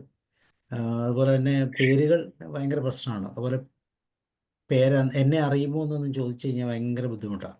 അതുപോലെ എല്ലാവരും വരില്ല, എന്നെ അറിയാമോ എന്ന് അങ്ങനെയൊക്കെ. അങ്ങനെയുള്ളത് പിന്നെ ഏറ്റവും പ്രത്യേകതയിൽ കണ്ടത്, ഒരു ദിവസം ഞാൻ നോക്കുമ്പോൾ ജനലിൻ്റെ മുകളിൽ കയറി ബൾബിലെ പിടിച്ചുകൊണ്ടിങ്ങനെ നിൽക്കുക. ജനലിൻ്റെ മുകളിൽ കയറി ബൾബിൽ പിടിച്ചുകൊണ്ട് നിൽക്കും. സത്യത്തിൽ സ്വിച്ച് ഓഫ് ചെയ്യാൻ വേണ്ടിയിട്ടുള്ള ഒരു ഇൻഡിക്കേഷനാണ്, പക്ഷേ സ്വിച്ച് അല്ല ഓർക്കുന്നത്, ബൾബിലേക്കാണ്. അപ്പോൾ അങ്ങനെയൊക്കെയുള്ള ഒത്തിരി അതുപോലെ വീട്ടിൽ നിന്ന് ഇറങ്ങി പോകുമായിരുന്നു. അപ്പോൾ നമ്മൾ ശ്രദ്ധിച്ചില്ലെങ്കിൽ അറിയാവുന്ന കുറേ പഴയ സെർവൻസിൻ്റെയൊക്കെ വീടുകളുണ്ട് അടുത്തടുത്ത്, അവിടെയൊക്കെ പോകും. അവരെയൊക്കെ നല്ല ഓർമ്മയാണ്. എല്ലാവരും ഓർമ്മയില്ല, പഴയ കാലങ്ങളൊക്കെ നല്ല ഓർമ്മയാണ്, പഴയ കുട്ടികളെയൊക്കെ നല്ല ഓർമ്മയാണ്. അപ്പോൾ അതൊരു ഇതാണ്. ജോഷ് സാർ പറയും.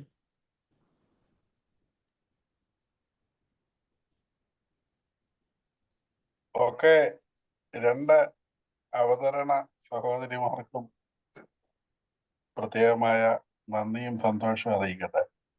Thank you sir. ഓക്കെ, ആദ്യത്തെ കഥ കുറച്ച് ഡിസ്റ്റർബൻസ് ഈ സാങ്കേതികമായിട്ട് ഉണ്ടായിരുന്നു. അത് കഴിഞ്ഞപ്പോ നല്ലൊരു സൂപ്പർ മഴയും കൂടി കിട്ടി.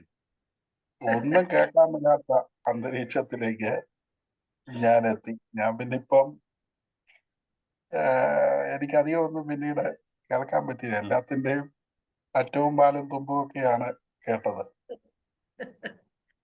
എങ്കിലും ഏകദേശം എനിക്ക് കാര്യങ്ങൾ മനസ്സിലായിട്ടുണ്ട്. ഇപ്പൊ രണ്ട് കഥകളിലുമുള്ള ഒരു സമാനത സ്ത്രീകളുടെ വേദനയുടെ അല്ലെങ്കിൽ ഒരു പ്രശ്നത്തിന്റെ കഥയാണ് അതിന്റെ ഇതിവൃത്തം എന്നുള്ളതാണ്. അപ്പൊ ഇന്നത് അവതരിപ്പിച്ച എന്തുകൊണ്ടും നന്നായി എന്നാണ് എനിക്ക് തോന്നുന്നത്. അറിഞ്ഞുകൊണ്ടാണെങ്കിലും അറിഞ്ഞുകൊണ്ടല്ലെങ്കിലും. കാരണം നാളെ അന്താരാഷ്ട്ര സ്ത്രീ ആരോഗ്യ പ്രവർത്തന ദിനമാണ്. മാനസികമായി വ്യഥയനുഭവിക്കുന്ന അല്ലെങ്കിൽ ശാരീരികമായി വ്യഥയനുഭവിക്കുന്ന സ്ത്രീകൾക്ക്, പ്രത്യേകമായി സ്ത്രീകളെ, അവരെ അറിയുകയും മനസ്സിലാക്കുകയും ചെയ്ത് പ്രവർത്തിക്കാനായിട്ടുള്ള ദിവസം എന്നുള്ള നിലയിൽ UN പ്രഖ്യാപിച്ചിരിക്കുന്നതാണ്. നാട്ടിലൊക്കെ ഇങ്ങനെ ഓരോ ദിനങ്ങൾ ഓരോ ദിവസവും ഉണ്ട്. എത്രമാത്രം അത് ആ രീതിയിൽ പ്രയോജനപ്പെടുത്തുന്നു എന്ന് നമുക്ക് അറിഞ്ഞുകൂടാ. ഓരോ ദിവസവും ഓരോ ദിനങ്ങളുണ്ട്.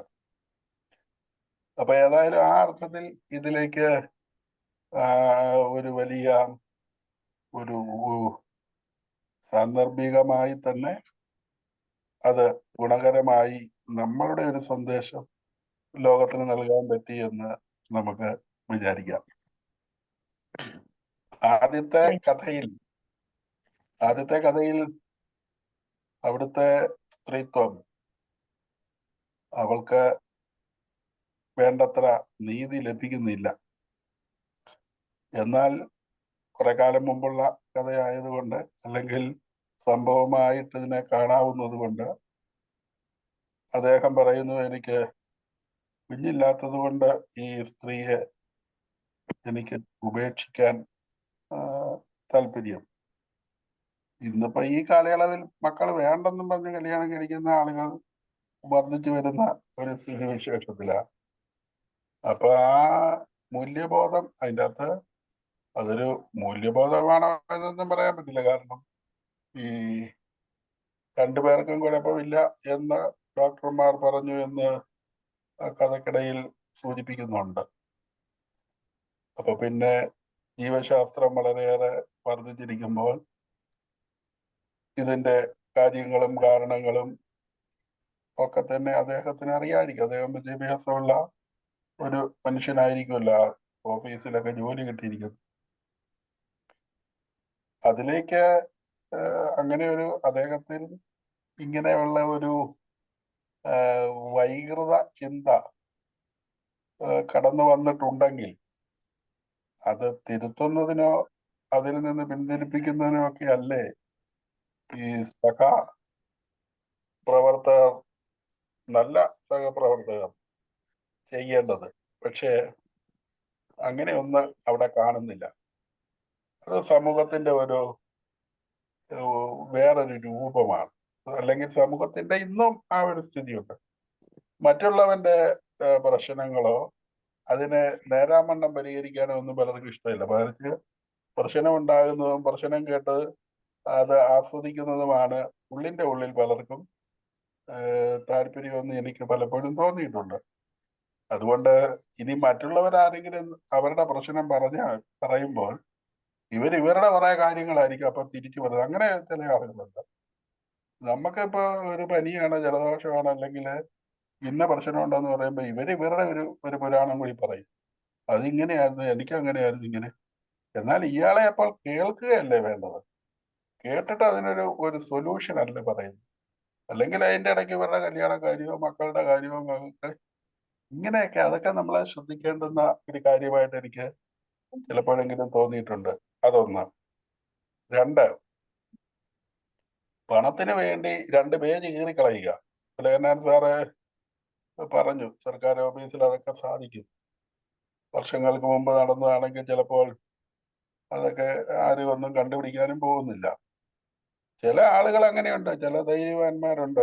ഒരു കാശ് കിട്ടിയാൽ അങ്ങനെ അങ്ങ് ചെയ്താൽ മതി, അയാളങ്ങ് റിട്ടയർ ചെയ്ത് പോകാം, ഒന്നും ചെയ്യാനില്ല. ഇതിങ്ങനെ സർക്കാർ ഓഫീസിലെ കാര്യമാണ്, ഇതിങ്ങനെ മുറ പോലെ നടന്നു പോകും. ആർക്കിതിന്റെ പുറകെ നടക്കാൻ പറ്റും? പക്ഷെ നിസ്സഹായരായ മനുഷ്യർ അവരിങ്ങനെ ഈ വാതിൽ, ഈ സർക്കാർ ഓഫീസ് എന്ന് പറയുന്നത് ഏതാണ്ട് ദൈവം ഇരിക്കുന്ന സ്ഥലം എന്നുള്ള നിലയിൽ കാണുന്ന ചില ആളുകളുണ്ട്. ഇല്ലെങ്കിൽ തന്റെ ഗതികേടിന്റെ ഒരു ഇടപാട് സ്ഥലമെന്ന് കാണുന്ന ആളുകളും ഉണ്ടാവും. അപ്പൊ ഏതായാലും ഇതൊക്കെ ചില ധാർമ്മിക ബോധം നമ്മളെയൊക്കെ ഭരിക്കേണ്ടതാണ്. ഇനി ഇയാളെ ഉപദേശിച്ച് നന്നാക്കാൻ പറ്റുന്നില്ലെങ്കിൽ വേണ്ട, ഈ അനീതിക്കെങ്കിലും കൂട്ടു നിൽക്കാൻ പാടില്ലല്ലോ. അങ്ങനെയെങ്കിലും ചെയ്യാൻ ഉള്ള ഒരു മനസാക്ഷി വേണ്ടേ? ഒരു ധാർമ്മികതയുടെ പ്രശ്നം ഇതിൻ്റെ അകത്ത് ആ കെട്ടിയവനിൽ മാത്രമല്ല, ആ ഓഫീസിൽ ജോലി ചെയ്യുന്ന ആളുകൾക്കുണ്ട് എന്ന് വിചാരിക്കുകയാണ്. ഇനിയും അതിന്റെ മറ്റു പ്രശ്നങ്ങളിലേക്ക് പോകുന്നില്ല. ഇതിനൊക്കെ പലതരം അഭിപ്രായങ്ങളുണ്ടാകാം. ഇവര് വേർപിരിയേണ്ടതുണ്ടോ, പിന്നെ അയാളെ സ്വീകരിക്കാഞ്ഞിട്ടായിരിക്കാം, അല്ലെങ്കിൽ അത്രയ്ക്കും വിരക്തി കാണിച്ചത് കൊണ്ടാകാം പിരിഞ്ഞേക്കാം എന്ന് ചിലപ്പോൾ വിചാരിക്കുന്നു. ഓക്കെ. അപ്പോൾ ആ അർത്ഥത്തിലൊക്കെ ഈ കാലയളവിലും നമുക്ക് ചില ധാർമ്മികവും വളരെയേറെ സമൂഹത്തിന് പ്രയോജനപ്പെടേണ്ട തരത്തിൽ നമ്മുടെ നിലപാട് മാറ്റേണ്ടതുമായ ചില ചിന്തകൾ പ്രദാനം ചെയ്യുന്ന ഒരു കുഞ്ഞു കഥയാണ്. ഷീല ബീഗത്തിന് എല്ലാവിധ അഭിനന്ദനങ്ങൾ. രണ്ടാമത്തെ കഥയിൽ ഓർമ്മക്കുറവിന്റെ പ്രശ്നമാണ്, അൽഷൈമേഴ്സ്. വാസ്തവത്തില് ഈ രോഗിക്കാണോ, അതിപ്പോ അൽഷൈമേഴ്സ് ആണെങ്കിലും അൽഷൈമേഴ്സ് അല്ലെങ്കിൽ ഈ രോഗിക്കാണോ, രോഗിയെ ശുശ്രൂഷിക്കുന്നവർക്കും മറ്റുള്ളവർക്കുമാണോ യഥാർത്ഥത്തിൽ ബോധവൽക്കരണം നടത്തേണ്ടത് എന്ന് ചിന്തിക്കപ്പെടേണ്ടതുണ്ട്. അതിന്റെ ഒരു വലിയ പ്രശ്നം. നമ്മളെപ്പോഴും രോഗികളെ അടക്കി കിടത്താനും രോഗികൾക്ക് നിർദ്ദേശം നൽകാനും കൂടുതൽ താല്പര്യം കാണിക്കാറുണ്ട്. അതാവശ്യം തന്നെ. പക്ഷേ രോഗി പരിചരണത്തില് ആളുകളുടെ മനോഭാവം രോഗാവസ്ഥ ലഘൂകരിക്കുന്നതിന് വലിയ പങ്ക് സ്ഥാനമുണ്ട് എന്നുള്ള കാര്യത്തിൽ യാതൊരു തർക്കവുമില്ല. രോഗിയുടെ അടുത്ത് നിന്ന് അവരെ കുറ്റം പറയുക, അവരെ വഴക്ക് പറയുക, അവരെ നോക്കിയതിന്റെ ക്ഷീണവും ക്ലേശത്തെ നമുക്കുണ്ടാകുന്ന അല്ലെങ്കിൽ നോക്കുന്ന ആളെ തനിക്കുണ്ടായിരിക്കുന്ന വിഷമത്തെക്കുറിച്ച് അയാളുടെ കേൾക്ക പറഞ്ഞുകൊണ്ടിരിക്കുക, ഇതൊക്കെ സുബോധത്തിൽ കേൾക്കാൻ പറ്റുന്ന ഒരാളാണെങ്കിൽ വളരെയേറെ വിഷമം ഉണ്ടാക്കുന്നത് തന്നെയായിരിക്കും. അപ്പൊ അതുകൊണ്ട് രോഗി പരിചരണക്കാർക്ക് സമയത്ത് മരുന്ന് കൊടുക്കുക എന്നുള്ളതിനോടൊപ്പം തന്നെ നല്ലൊരു മാനസിക അന്തരീക്ഷം നൽകുക എന്നുള്ളതും പ്രധാനപ്പെട്ടത് തന്നെയാണ്. ഇനി അൽഷൈമേഴ്സിലേക്ക് മാത്രമായി വരുമ്പോൾ, ഇവിടെ സാബു സാറ് സ്വന്തം അമ്മയുടെ കാര്യം പറഞ്ഞു. സാറത് പല ആവർത്തി ഇതിലെ പല സാഹചര്യങ്ങളിൽ പറഞ്ഞിട്ടുണ്ട്. വളരെ പ്രധാനപ്പെട്ടതാണ്. ആ അമ്മയ്ക്ക് ഒരുപക്ഷെ നമ്മള് വളരെ പരുഷമായി പെരുമാറിയാലും അത്തരം ആളുകൾക്ക് വേദന ഉണ്ടാവുക എന്നുള്ളതിനെ കുറിച്ച് ഞാൻ കേട്ടിട്ട് മനസ്സിലാക്കിയിട്ടുമില്ല. എന്നിരുന്നാലും ഇവർക്ക് കൂടെയുള്ള മക്കൾക്കോ മറ്റുള്ളവർക്കോ ഒരു അസ്വസ്ഥത ഉണ്ടാകാതിരിക്കാൻ ഇത് അറിഞ്ഞിരിക്കുന്നത് നല്ലതാണ്. അങ്ങനെ അറിയാവുന്നത് കൊണ്ടാണ് അവരത് തിരിച്ചറിഞ്ഞപ്പോൾ അമ്മയെ വീണ്ടും ചേർത്ത് പിടിച്ചുകൊണ്ട് തന്നെ മരണം വരെയും മുന്നോട്ട് പോകാൻ ഇടവന്നത്. ഞാൻ ഈ പരിസരത്തൊക്കെ എൻ്റെ അറിവിൽപ്പെട്ട പല ആളുകളെയും കണ്ടിട്ടുണ്ട്. പക്ഷേ ഏറെയൊന്നും ആളുകൾ അതിനെ വളരെ നല്ല രീതിയിലൊന്നും അല്ല കൈകാര്യം ചെയ്തിട്ടുള്ളത്. കാരണം എല്ലാം സാധാരണക്കാരാണ്.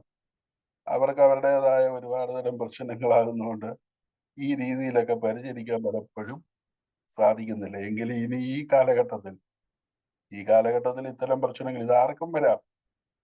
ഈ ഡിമെൻഷ്യയും ഡിപ്രഷനും ആൽഷൈമേഴ്സും ഒക്കെ ഇന്ന് വളരെയേറെ ഏറെ വ്യാപകമായിക്കൊണ്ടിരിക്കുന്നു. ഇന്നത്തെ വലിയ പണ്ഡിതനും ഇന്നത്തെ വലിയ വലിയ വലിയ ആളെന്നൊക്കെ വിചാരിക്കുന്നവരുമൊക്കെ ഒരു പക്ഷേ ഇതൊക്കെ ആകുമോ നമുക്ക് അറിഞ്ഞുകൂടാ. ഇന്ന് നമ്മളൊക്കെ വലിയ കുഴപ്പമില്ല, നാളെ നമ്മുടെ അവസ്ഥ എന്താകും എന്നുള്ളതിനെ കുറിച്ച് ആർക്കും പ്രവചിക്കാൻ പറ്റില്ല. അതുകൊണ്ട് എപ്പോഴും ഇതൊക്കെ നമ്മുടെ പാഠപുസ്തകത്തിലും നമ്മുടെ ധാർമ്മിക ബോധനത്തിലും ഒക്കെ കടന്നു വരേണ്ടതാണ്. കുറെയൊക്കെ മനുഷ്യനോട് മനുഷ്യത്വം, അത് രക്തബന്ധത്തിലുള്ളവരായാലും അല്ലാത്തവരോടായാലും ഒക്കെ ഉണ്ടാകാനും സഹിഷ്ണുതയും ഒക്കെ കാട്ടാനും ഒക്കെ നമ്മൾ കുറെ കൂടിയൊക്കെ വേണ്ടതാണ് എന്നുള്ളൊരു ബോധം നമ്മളെ ഭരിക്കണം. പണം വേണം, ഉറപ്പായിട്ടും വേണം. പക്ഷെ പണം കൊണ്ടൊന്നും തന്നെ ഇവിടുന്ന് രക്ഷപ്പെട്ടു പോകാമെന്ന് വിചാരിച്ചാൽ അതൊക്കെ നടക്കണമെന്നൊന്നും നിർബന്ധമില്ല.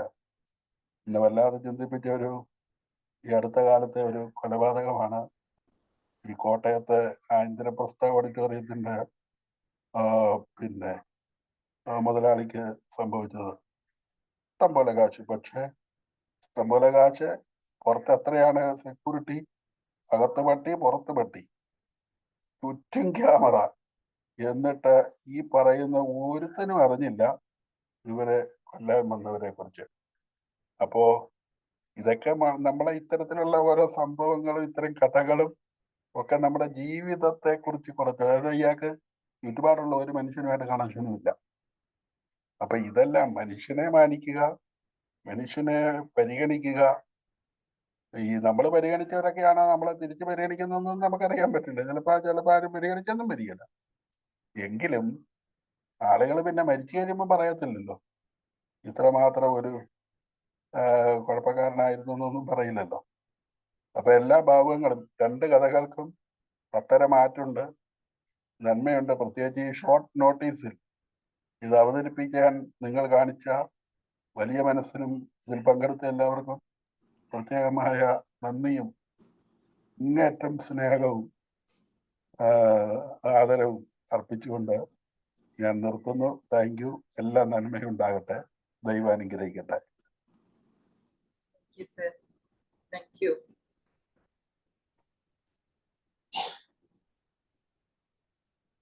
സാറ് പോയോ? പോയി തോന്നുന്നു. എന്താരെങ്കിലും ഫീഡ്ബാക്ക് പറയാനായിട്ട്? ഇനി പരസ്പരം പറയൂ. കേൾക്കുന്നില്ലേ? ഗോപകുമാർ സാറുണ്ട്, രമാവതി മാഡം ഉണ്ട്. രമാവതി മാഡം കേട്ടില്ലെന്നാ തോന്നുന്ന കഥ. ഞാൻ കേട്ടോ? കഥ കേട്ടില്ല. ഞാനിപ്പോ ട്രൈ ചെയ്തു, അന്നേരേ സാറിന് മെസ്സേജ് അയച്ചു കിട്ടുന്നില്ല. ഇപ്പഴാ കിട്ടിയത്, സങ്കടം വന്നു. നല്ല കഥകളായിരുന്നു. അല്ല, ഞാൻ ഒരു സ്ഥലത്ത് ഓടി വന്നതാ. ആണല്ലേ? വീഡിയോ മനസ്സിലായി. റെക്കോർഡിങ്ങിലൊക്കെ കേട്ടാ മതി. എനിക്ക് കഥകൾ ഇഷ്ടമാണ്. ആ കഥ കേൾക്കാൻ എല്ലാ ആഴ്ചയിലും എത്താറുമുണ്ട്. അതുകൊണ്ട് ഞാൻ പ്രതീക്ഷിച്ചു. ഓക്കെ, ഇനി ഷീലാമാമ വിഷമം അങ്ങോട്ടും ഇങ്ങോട്ടും പറയും. പിന്നെ രമാവതി മാം, ഞാനാണ് ആദ്യം കഥ പറഞ്ഞത്. ശ്രീ CV ശ്രീരാമൻ സാറിന്റെ കഥയാണ് പറഞ്ഞത്. കഥ പിന്നെ അദ്ദേഹത്തിനെ കുറിച്ച് ഇൻട്രൊഡക്ഷൻ ഒക്കെ കൊടുത്തു. ഇതിൽ നമുക്ക് കാണാൻ കഴിയുന്നത് ഉദ്യോഗസ്ഥ വൃന്ദത്തിൽ കുറച്ച് അഴിമതിക്കാരുണ്ട്. അവരുടെ ആ ഒരു ദുഷ്ടത, അല്ലെങ്കിൽ അവരുടെ ആ ഒരു വിചാരം കാരണം സമൂഹത്തിൽ വ്യക്തികൾ അനുഭവിക്കുന്ന വിഷമങ്ങളും മുന്നോട്ട് പോകാൻ കഴിയാതെ ഒരു എന്ത് പറയാനാ, ഒരു വലിയ കല്ലെടുത്ത് നമ്മുടെ ജീവിതത്തിന്റെ മുന്നിൽ നമുക്ക് നടക്കാൻ പറ്റാതെ വെക്കുന്നത് പോലുള്ള ഒരു അവസ്ഥ പലപ്പോഴും നമുക്ക് ചില ഗവൺമെന്റ് ഓഫീസുകളിൽ കയറി ഇറങ്ങുമ്പോൾ കാണാൻ കഴിയും. എന്റെ തൊട്ടടുത്ത് തന്നെയുള്ള ഒരു വീട്ടിലെ ഒരു പെൺകുട്ടി, അതിന്റെ ഹസ്ബൻഡ് മരിച്ചു പോയിട്ട് അതിന്റെ റേഷൻ കാർഡിന്റെ ഒക്കെ ഈ റേഷൻ കാർഡിന്റെ അല്ല, വാട്ടർ ചാർജിന്റെ ഒക്കെ ഇത് മാറ്റുന്നതിന് വേണ്ടി പോയിട്ട് അത് എന്നും അതിങ്ങനെ കരവടച്ച പേപ്പറും പിന്നെ ആധാറും അതും ഇതൊക്കെ ആയിട്ട് എന്നും പോകുന്നത് കാണാം. അപ്പൊ എനിക്ക് തോന്നി, ഒരു പാവപ്പെട്ട സ്ത്രീക്ക് തീർച്ചയായിട്ടും ഒരു പെട്ടെന്നൊരു കാര്യം നേടിയെടുക്കാൻ നമ്മുടെ ഇപ്പോഴത്തെ അവസ്ഥയിലും സാധിക്കുന്നില്ല. അത് വ്യക്തമാണ്. അതേസമയം നമുക്ക് ഒരു പിന്നെ ഒരു നല്ല പിൻബലം ഉണ്ടെങ്കിൽ, ഒരു നല്ല ഒരു പിന്നെ കോട്ട നമ്മുടെ പിന്നിൽ ഉണ്ടെങ്കിൽ, അതായത് നല്ലൊരു നല്ല പിടിയുള്ള ആൾക്കാരുണ്ടെങ്കിൽ തീർച്ചയായിട്ടും നമുക്കത് ഒരു മിനിറ്റ് കൊണ്ട് സാധിക്കാവുന്ന കാര്യവുമാണ്. അപ്പൊ ഇന്ന് പിന്നെ ഒരു ഉദ്യോഗസ്ഥ വൃന്ദത്തിലുള്ള ഒരു ചൂഷണത്തെ കുറിച്ച്, ശോഷണത്തെ കുറിച്ചൊക്കെയാണ് ഈ കഥ പറഞ്ഞു വെക്കുന്നത്. പിന്നെ ഒരു സ്ത്രീയുടെ ഏറ്റവും വലിയൊരു അംഗീകാരം എന്ന് പറയുന്നത് ഒരു അമ്മയാകുക എന്നുള്ളതാണ്. ഒരു വിവാഹം കഴിഞ്ഞിട്ട് ഒരു സ്ത്രീക്ക് അംഗീകാരം ലഭിക്കുന്നത് അമ്മയാകുക എന്നുള്ളതാണ്. ഇവിടെ അമ്മയാകാൻ കഴിഞ്ഞില്ല, അയാൾക്ക് അച്ഛനാകാനും കഴിയുന്നില്ല. പക്ഷെ എങ്കിൽ കൂടി സ്ത്രീയെ അവഗണിച്ചുകൊണ്ട് അവരത് ചെയ്തില്ല. സ്ത്രീയാണെങ്കിൽ അത് ചെയ്യില്ല. പക്ഷെ പുരുഷൻ തനിക്ക് കുട്ടികൾ ഉണ്ടാകണം, അവർക്കും ആഗ്രഹമുണ്ട് കുട്ടികൾ ഉണ്ടാകണം അവർക്കും. പക്ഷെ അവർ അങ്ങനെ ഒരു തീരുമാനത്തിലേക്ക് അവർ പോകുന്നില്ല. പക്ഷെ ഹസ്ബൻഡ് പോവുകയാണ്. അപ്പം സ്ത്രീക്ക് ഇവിടെ ഒരു സ്ഥാനവും സമൂഹം നൽകുന്നില്ല എന്നുള്ളതിന്റെ ഒരു വിരൽ ചൂണ്ടൽ കൂടിയാണ് ഈ കഥയെന്ന് എനിക്ക് ഇത് വായിച്ചപ്പോ തോന്നി. പിന്നെ അതുപോലെ തന്നെ നിസ്സഹായനായ ഒരു ഉദ്യോഗസ്ഥൻ, സത്യസന്ധതയോടുകൂടി പ്രവർത്തിക്കാൻ നോക്കുന്ന ഒരു ഉദ്യോഗസ്ഥന് അത് സാധിക്കാതെ വരിക, കൂടെയുള്ളവരെ അതിനോടൊപ്പം ചേർന്ന് നിൽക്കാതിരിക്കുക, അങ്ങനെയുള്ളപ്പോ നമുക്കൊരു സമൂഹത്തിൽ ഒന്നും ഒറ്റയ്ക്ക് സാധിക്കില്ല എന്നുള്ളതും കൂടെ ആ കഥയിൽ എടുത്തു പറയുകയാണ്. പിന്നെ രണ്ടാമത്തെ നമ്മുടെ ഉഷ പറഞ്ഞ കഥ അഷിതയുടെ തഥാഗത എന്നുള്ള കഥയാണ്. അതില് ഒരു അമ്മയോടുള്ള മകളുടെ സ്നേഹം നമുക്ക് ഇപ്പൊ കാണാൻ കഴിയാത്ത ഒരു സ്നേഹം നമുക്ക് ആ കഥയിൽ കാണാൻ കഴിയുന്നുണ്ട്. കാരണം തന്റെ ഫാമിലിയെ വിട്ട് അവര് പല പ്രാവശ്യം അവരെ വിളിക്കുന്നുണ്ട് തിരിച്ചു ചെല്ലാനായിട്ട്. നമുക്കും അങ്ങനെ സംഭവിച്ചിട്ടുണ്ട്, എനിക്കും അങ്ങനെ സംഭവിച്ചിട്ടുണ്ട്. എന്റെ മദർ സുഖമില്ലാതെ കിടക്കുമ്പോ അറിഞ്ഞ സമയം തന്നെ ഞാൻ ഇവിടുന്ന് പുറപ്പെടുകയാണ്. അപ്പൊ ഹസ്ബൻഡ് കാരണം എന്റെ ഓട്ടം കൊണ്ട് എവിടെയെങ്കിലും ആയിപ്പോയാലോ എന്ന് കരുതി ഹസ്ബൻഡ് കൂടെ വരുന്നുണ്ട്. ഹസ്ബൻഡിന്റെ വീട്ടുകാരുള്ളത് കൊണ്ട് അവർ പിള്ളേരെ നോക്കും. പക്ഷെ അവിടെ ചെന്ന് കഴിഞ്ഞ് 10 ദിവസവും അങ്ങനെ ഹസ്ബൻഡ് എന്നോടൊപ്പം നിൽക്കുന്നുണ്ട്. നന്നായിട്ട് പിന്നെ ഞങ്ങൾ 8 പേരാ. അപ്പൊ 8 മക്കളും അവരുടെ ആളുകളും എല്ലാം കൂടെ ഹോസ്പിറ്റലിലായപ്പോ അവര് പറഞ്ഞു, കോസ്മോ ഹോസ്പിറ്റലിലാ തിരുവനന്തപുരത്ത്, അവര് പറഞ്ഞു ഇത്രയും പേർക്ക് ഇവിടെ നിൽക്കാൻ പറ്റില്ല, കുറച്ചു പേര് വീട്ടിൽ പോകണമെന്ന് പറഞ്ഞു. എന്നിട്ട് ഞാൻ പോകുന്നില്ല, ബാക്കിയുള്ളവരൊക്കെ തിരുവനന്തപുരത്ത് തന്നെയുള്ളവര്. അപ്പം ആ സമയത്ത് വീട്ടിൽ നിന്ന് വിളി വന്നുകൊണ്ടേ ഇരിക്കുക, പിള്ളേരുടെ വിളി വരുന്നുണ്ട്. പിന്നെ ഹസ്ബൻഡ് ഇടയ്ക്ക് പോകുന്ന കഴിഞ്ഞപ്പോ വീണ്ടും വിളിക്കുന്നുണ്ട്. അപ്പോഴൊക്കെ നമുക്ക് ഈ ഹസ്ബൻഡും മക്കളും ഒന്നുമല്ല. അപ്പോഴും എന്തോ നമുക്ക് ഇവര് എങ്ങനെയാണ് ഇവരെ രക്ഷിക്കാൻ കഴിയുന്നത് നമുക്ക് എന്നുള്ള ആ ഒരു ചിന്ത. അപ്പൊ അങ്ങനെ ഒരു അവസ്ഥയിലൂടെ എനിക്ക് പോകാൻ പറ്റിയത് ഞാനല്ല, മിക്കവാറും ഇവിടെ ഇരിക്കുന്ന എല്ലാവരും തന്നെ അമ്മയും അച്ഛനെയും സ്നേഹമുള്ളവരാണെന്ന് നമുക്ക് കാണുമ്പോൾ തന്നെ അറിയാം. അപ്പൊ അങ്ങനെയുള്ള ഒരു അവസ്ഥയിലൂടെ പോകുന്ന ഒരു മകൾ, പക്ഷെ അതിലൊരു സെന്റൻസ് ഉണ്ട്, അമ്മ പ്രാവിൻ്റേതുപോലെ വിശുദ്ധമായ കണ്ണുകൾ കൊണ്ട് എന്നെ ഉറ്റുനോക്കിക്കൊണ്ട് കഞ്ഞി തുപ്പിക്കളഞ്ഞു. നിഷ്കളങ്കയാണ് അവിടെ അമ്മ. കാരണം അൾഷിമേഴ്സ് ആണ്, അമ്മയ്ക്ക് ഒന്നും ഓർമ്മയില്ല. അമ്മ നിഷ്കളങ്കമായ മുഖത്ത് ഒരു പ്രാവിന്റെ മുഖമാണ്. പ്രാവ് നിഷ്കളങ്കതയുടെ പര്യായമായിട്ട് നമ്മൾ കാണുന്ന ഒരു ജീവിയാണ്. അപ്പൊ അതുപോലെയാണ് അമ്മയെ കാണുന്നത്. അത്രയും പാവമാണ്, അത്രയും പരിശുദ്ധമാണ് എൻ്റെ അമ്മ എന്ന് പറയുന്നുണ്ട്. കാരണം നമ്മളെ അമ്മമാരെ പലപ്പോഴും നോക്കാനായിട്ടേ പിന്നെ നമ്മൾ അറിയാതെയൊക്കെ പലരും പറയുന്നതൊക്കെ ഞാൻ കേട്ടിട്ടുണ്ട്. പക്ഷെ ഈ അവസ്ഥയിലായിരുന്നപ്പോ നമ്മൾ അതേ അവസ്ഥയിൽ ശൈശവത്തിലായിരുന്നു. കിടന്ന് തന്നെ മുള്ളുക, എല്ലാം പോവുക, അതെല്ലാം വളരെ വാത്സല്യത്തോടു കൂടി നമ്മളെ പരിപാലിച്ച അമ്മയും അച്ഛനെ നമുക്ക് തിരിച്ചു അത് ചെയ്തു കൊടുക്കേണ്ട ഒരു കടമ ഈ ഭൂമിയിൽ തന്നെയുണ്ട്. അത് അവർക്ക് തിരിച്ചു കൊടുക്കുക തന്നെ വേണം. എങ്കിൽ മാത്രമേ നമ്മുടെ കടം തീർത്ത് നമുക്ക് ജീവിതത്തിൽ നിന്ന് പോകാൻ പറ്റുള്ളൂ. അങ്ങനെ ഒരു കഥയാണ് രണ്ടാമത്തത്. അഷിതയുടെ കഥകൾ എന്ന് പറയുന്നത്, അഷിതയും അതുപോലെ തന്നെ മാധവിക്കുട്ടിയും ഒരേ തലത്തിൽ വരുന്നവരാണ്. അഷിത കുറച്ച് പിന്നെ അങ്ങനെ കീറി മുറിക്കുന്ന വാക്കുകളാണ് കഥയിൽ ഉപയോഗിക്കുന്നതെങ്കിൽ മാധവിക്കുട്ടി എല്ലാം ഉള്ളതുപോലെ ഒട്ടും തന്നെ വളച്ചൊടിക്കാതെ നേരിട്ട് നൽകുന്ന ഒരു എഴുത്തുകാരിയാണ്. പിന്നെ അഷിതയുടെ ഒരു കഥയുണ്ട്, ഒരു പൊരുൾ എന്ന് പറയുന്ന ഒരു കഥയുണ്ട്. അത് 100 150 വാക്കുകളേ ഉള്ളൂ ആ കഥ. പക്ഷെ അതിൽ ഒരു ആള് പെണ്ണ് കാണാൻ വരുന്നതായിട്ടുള്ള ഒരു കഥയാണ്. പക്ഷെ ആ പെൺകുട്ടി അയാളോട് പറയുന്ന കാര്യങ്ങളിലൂടെ അഷിത സ്ത്രീകളുടെ കാര്യങ്ങൾ വ്യക്തമായി പറഞ്ഞു തരികയാണ്. 100 150 വാക്കുകളെ ആ കഥയ്ക്കുള്ളൂ. അപ്പൊ അങ്ങനെയൊക്കെ ഉള്ള ഒരുപാട് പ്രത്യേകതയുള്ള ഒരു എഴുത്തുകാരിയാണ് അഷിതയുടെ. പിന്നെ ഒരു മീറ്റിംഗ് നടത്തിയപ്പോൾ ഒരു പിന്നെ ടീച്ചർ, കോളേജ് ലെക്ചർ കരയുന്നുണ്ടായിരുന്നു. ആ കഥകൾ വായിച്ചതിൽ നിന്ന് അവർ അനുഭവിച്ചതിന്റെ ഒരു പ്രതികരണമാണ് കഥകളിലൂടെ വന്നതെന്നുള്ളത് കൊണ്ട് അവർ കരയുന്നുണ്ടായിരുന്നു. അപ്പൊ അത്തരം നല്ല കഥയാണ് അഷിതയുടേതെന്നും നമുക്കറിയാൻ കഴിഞ്ഞു. അതുകൊണ്ട് നമുക്ക് ഇനി ഒത്തിരി കഥകൾ ഇവരുടെയൊക്കെ എടുത്ത് വായിക്കേണ്ടിയിരിക്കുന്നു. എന്ന് തോന്നുന്നു. എന്തായാലും നല്ല കഥയായിരുന്നു. പക്ഷെ എനിക്ക് തോന്നുന്നു മാഡം പറഞ്ഞത്, ഞാൻ കഥ കേട്ടില്ല, പക്ഷെ ഇപ്പം പറഞ്ഞില്ലേ ഓഫീസിന്റെ കാര്യം പറഞ്ഞില്ലേ, ചില ഓഫീസുകളിൽ പോയിട്ടാകുമ്പോ അങ്ങനെ കയ്പുള്ള അനുഭവം ചിലവർക്കെല്ലാം ഉണ്ടാവും. അതായത് ഞാൻ സത്യം പറഞ്ഞാൽ ഞാൻ ഓരോ ഓഫീസിൽ പോയിട്ട് ആദ്യം ഞാൻ റിട്ടയർഡ് എംപ്ലോയ്മെന്റ് ഓഫീസർ പറയില്ല, എനിക്ക് അവർ ചെയ്യുന്ന പ്രവൃത്തി അറിയണം, എന്താ ചെയ്യുന്നുള്ളത് ആദ്യം അറിയണം. അപ്പൊ കുറെ നേരം ഇരുത്തിയിട്ട് ഇന്ന് പറ്റൂല എന്ന് പറയുമ്പോ ഞാൻ പറയും അതെന്താ പറ്റാത്തത്, നമ്മളിപ്പം ജോലി ചെയ്യുമ്പം A1 section, B1 section, C1 section, അങ്ങനെ കുറെ സെക്ഷൻ തിരിക്കുമല്ലോ. നമ്മളെല്ലാം ചെയ്യലിപ്പം A1 ഇല്ലെങ്കിൽ C2, C2 ഇല്ലെങ്കിൽ C1 അങ്ങോട്ട് കൊടുക്കും. അപ്പൊ ഒരു ക്ലാർക്ക് ലീവ് ആണെങ്കിൽ മറ്റേ ക്ലാർക്ക് അത് ചെയ്തിരിക്കണം, അതാണ് അതിന്റെ രീതി. അപ്പൊ അതിന് പകരം മടക്കി വിടലല്ല. ഇന്നിപ്പം ഞാൻ പോയത് ഇനിയാന്ന് മരിച്ചൊരു അമ്മച്ചിന്റെ വീട്ടിലാണ്. അപ്പൊ അവിടുന്ന് അവരെ മോൻ പറയാണ്, മൂത്തമ്മൻ, നിങ്ങൾ എംപ്ലോയ്മെന്റ് എക്സ്ചേഞ്ചിലാണ്. ഞാൻ പറഞ്ഞു അതെ. പണ്ട് 81, 82 നമ്മളവിടെ തൊഴിലില്ലായ്മ വേദന മേടിക്കാൻ വന്നിട്ടുണ്ട്. 50 രൂപയായിരുന്നു അന്നേരം. അന്നേരം നിങ്ങൾ പെട്രോമാക്സ് എല്ലാം വെച്ചിട്ടാണ് നമുക്ക് തരുന്നത്. കാരണം ഒരുപാട് ആൾക്കാർ ഇങ്ങനെ വാങ്ങാൻ വരുമ്പോ ഈ ഒരു 2 4 മാസത്തെ പൈസ മേടിക്കാൻ വരുമ്പോ വണ്ടി കാശ് കൊടുത്തിട്ട് വരുന്നു.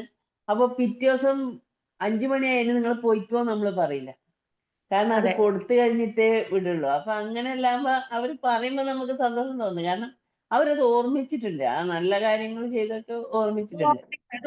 തീർച്ചയായിട്ടും ഓർമ്മിക്കും. അതെ അതെ. പക്ഷെ ഇങ്ങനെ ചില സ്ഥലത്ത് എനിക്കൊന്ന് പറയാതിരിക്കാൻ പറ്റൂല, ചില സ്ഥലത്ത് മൊബൈലും കൊണ്ട് കളിക്കുന്ന കുട്ടികൾ വരെ ഉണ്ടാവില്ല ഓഫീസില്. ഒത്തിരി അത് ശരിക്കും നമുക്കത് ഫീൽ ചെയ്യുന്നുണ്ട് കാണുമ്പോ, കാരണം എന്തോ ഒരു ഇറിറ്റേഷൻ പോലെ ആവാറുണ്ട്. പിന്നെ അമ്മയുടെ കാര്യം പറഞ്ഞത്, അമ്മ മാഡം പറഞ്ഞ വളരെ കറക്റ്റ് ആണ്. കാരണം നമ്മൾ ആ കുഞ്ഞുനാളിൽ എത്ര പ്രാവശ്യം മുള്ളിയിട്ടുണ്ടാകും, എത്ര പ്രാവശ്യം ലപ്പിയിട്ടിട്ടുണ്ടാകും. അന്നേരം അവർക്ക് അത് അവരെ സാരിയിലെ തുണിയിലായാലും ഒരു മടിയുമില്ല. എന്നിട്ട് എന്താ ചോദിക്കാ, കുഞ്ഞാവേ നീ മുള്ള കൊള്ള, അങ്ങനെ ചോദിക്കാ. നേരെ മറിച്ച് പ്രായമായിട്ടാകുമ്പോ എടാ നീ എന്താടാ ചെയ്തെന്നല്ലേ ചോദിക്കുന്നത്. പ്രായമായിട്ടാകുമ്പോ ആ ടോൺ മാറിയില്ലേ. അപ്പൊ അത് മാഡം പറഞ്ഞ പോലെ ഓർമ്മയുണ്ടെങ്കിൽ, അത് ശരിക്കും പറഞ്ഞാൽ നമ്മളെ ചെയ്തത് ഓർമ്മയുണ്ടെങ്കിൽ വളരെ നീറ്റായിട്ട് അവർക്ക് കിടക്കുമ്പോ അവർക്ക് അനങ്ങാൻ പറ്റൂല, ബെഡിടാകുമ്പോ അനങ്ങാൻ പറ്റൂല. അപ്പൊ ഓർഡർ ബെഡ് ഇതെല്ലാം കൊണ്ടുവരുമ്പോഴും നമ്മൾ ആ കർത്തവ്യം നിറവേറ്റണം, അതിനൊരു മടിയും വിചാരിക്കാൻ പാടില്ല. ചിലപ്പോ അവർക്ക് സാധിക്കുന്നില്ലെങ്കിൽ അത് കയ്യിൽ ഗ്ലൗസ് എല്ലാം ഇട്ടെല്ലാം ചെയ്യേണ്ടി വരും, സെക്കൻഡെല്ലാം പോകുന്നില്ലെങ്കിൽ. അതാണ് നമ്മളെ മനസ്സറിഞ്ഞിട്ടുള്ള കാര്യം. അതെ, അത് മാത്രമല്ല മാഡം, നമ്മുടെ മക്കൾക്ക് അതൊരു എക്സ്പീരിയൻസ് നമ്മൾ കൊടുക്കണ്ടേ. അതെ അതെ അതെ. അല്ല സത്യം പറയട്ടെ മാഡം, പണ്ടെല്ലാം നമ്മളെ അമ്മമാരെല്ലാം നമുക്ക് മൂക്ക് വലിക്കുന്നുണ്ടെങ്കിൽ ഓടിപ്പോയിട്ട് ഇതോ കർച്ചീഫ് അങ്ങനെ അല്ലല്ലോ, അവര് വേഗം വന്ന് സാരി തുമ്പെടുത്തു മൂക്ക് പിടിച്ച്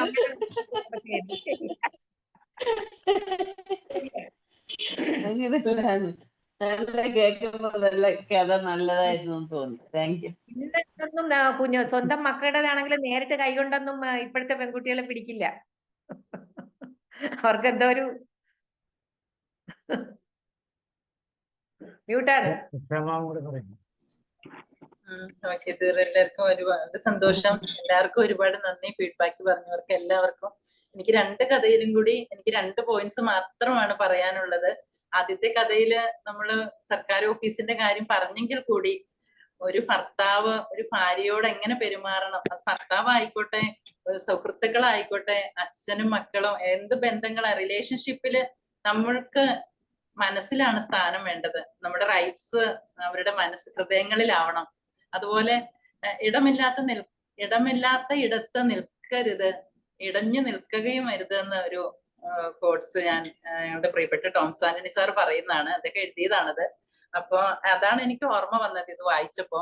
ഒരുപാട് അനീതികളെ കുറിച്ച് പറയുന്നുണ്ട്, എങ്കിൽ കൂടി ആ സ്ത്രീ അവിടെ കയറി ചെല്ലാനുള്ള ഒരു അവസ്ഥ വന്നത് അവരുടെ ഹസ്ബൻഡിന്റെ മനസ്സിൽ അവർക്ക് ഇടമില്ലാത്തത് കൊണ്ടാണ് അവർക്ക് അങ്ങനെ ഒരു നിയമ വ്യവസ്ഥയിലേക്ക് പോകേണ്ടി വന്നത്. അതാണ് ഏറ്റവും ദയനീയമായിട്ടുള്ള ഒരു കാര്യം. ഒരുപക്ഷെ നമുക്ക് സിസ്റ്റത്തിലെ ഒരാൾ ശ്രമിച്ചാൽ സിസ്റ്റത്തെ നന്നാക്കാൻ ചിലപ്പോൾ സാധിച്ചെന്ന് വരില്ല. അപ്പൊ ഇപ്പൊ നമുക്കറിയാം, തുടരും എന്ന് പറഞ്ഞ സിനിമയില് നമ്മൾ കണ്ടതാണത്. ഒരാൾക്ക് താല്പര്യമില്ലെങ്കിൽ കൂടി അതിനകത്ത് ഇടപെട്ട് പോകുന്ന ഒരവസ്ഥ, നിർബന്ധിതരായി പോകുന്ന ഒരവസ്ഥയുണ്ട്. പക്ഷെ മനുഷ്യരുടെ ബന്ധങ്ങളിലെ സത്യസന്ധത, അവരുടെ അവകാശങ്ങള്, അവരെ ചേർത്ത് പിടിക്കുക, അതൊക്കെയാണ് നമുക്ക് ഏറ്റവും കൂടുതലായിട്ട് നമുക്ക് മാനുഷികമായിട്ട് ചെയ്യാൻ പറ്റുന്ന ഒരു കാര്യം. ആദ്യത്തെ കഥ സാക്ഷി എന്ന ഈ കഥ വളരെ നന്നായിരുന്നു. മുൻപ് ഞാനത് കേട്ടിട്ടുള്ള ഒരു കഥയാണ്, എങ്കിൽ കൂടി വളരെ ഹൃദയസ്പർശിയാണ് അവരുടെ ആ ഒരു അവസ്ഥ. ഷീൽ ടീച്ചർ അത് ആ ഒരു അവരുടെ ഓരോ ആ ഒരു മാനസിക അവസ്ഥയിൽ കൂടി കൊണ്ടുപോകാൻ ടീച്ചറിന്റെ ഒരു അവതരണത്തിന് കഴിഞ്ഞു. Thank you so much. അതുപോലെ ഞാൻ പറഞ്ഞ തഥാഗത എന്ന കഥയില് എനിക്ക് ഹൃദയസ്പർശിയായിട്ട് തോന്നിയത്, നമുക്കറിയാം 2005 ബ്ലസ്സി സംവിധാനം ചെയ്ത പത്മരാജൻ സാറിന്റെ ഓർമ്മ എന്ന ചെറുകഥയെ അടിസ്ഥാനമാക്കിയിട്ടാണ് തന്മാത്ര എന്ന ചിത്രം പുറത്തിറങ്ങിയത്. അത് നമുക്കറിയാം, ഒരു അൽഷിമേഴ്സ് ബാധിച്ച ഒരു വ്യക്തിക്ക് അദ്ദേഹത്തിന്റെ കുടുംബവും സൊസൈറ്റി എല്ലാം നേരിടുന്ന ഒരു പ്രശ്നത്തെ കുറിച്ച് നമ്മൾ അറിഞ്ഞതാണ്. സാർ അതിന്റെ നേർചിത്രം ഞങ്ങൾക്ക് പറഞ്ഞു തരികയും ചെയ്തു. അമ്മയുടെ ഒരു രോഗാവസ്ഥയിലും അത് നേരിട്ടിട്ടുള്ള സ്റ്റാർട്ടിങ് എങ്ങനെയായിരുന്നു. നമുക്കത് പ്രാർത്ഥിക്കാനേ കഴിയൂ, ഹൃദയപൂർവ്വം ആർക്കും ഇങ്ങനെ ഒരു അവസ്ഥ വരുത്തരുതേ എന്ന് പ്രാർത്ഥിക്കാനേ കഴിയൂ. അത്രമാത്രം ഒരു ഹൃദയഭേദകമാണ് ഒരു ഓർമ്മയില്ല എന്ന് പറയുന്ന അവസ്ഥ.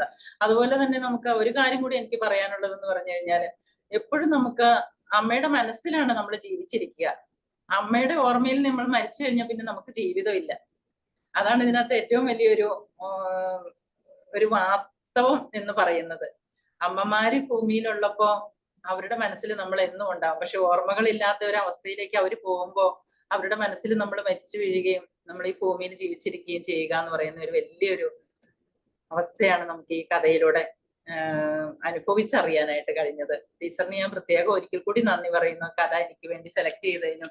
അതുപോലെ ഈ കഥയുടെ അവതരിപ്പിക്കാൻ പെട്ടെന്നാണെങ്കിലും സാർ ഒരു അവസരം കൂടി നൽകിയതിന് ഞാൻ തീർച്ചയായിട്ടും ഞങ്ങളുടെ രണ്ടുപേരുടെയും പേരിലുള്ള നന്ദി പറയുന്നു. Thank you. തീർച്ചയായിട്ടും താങ്ക് യു സാർ.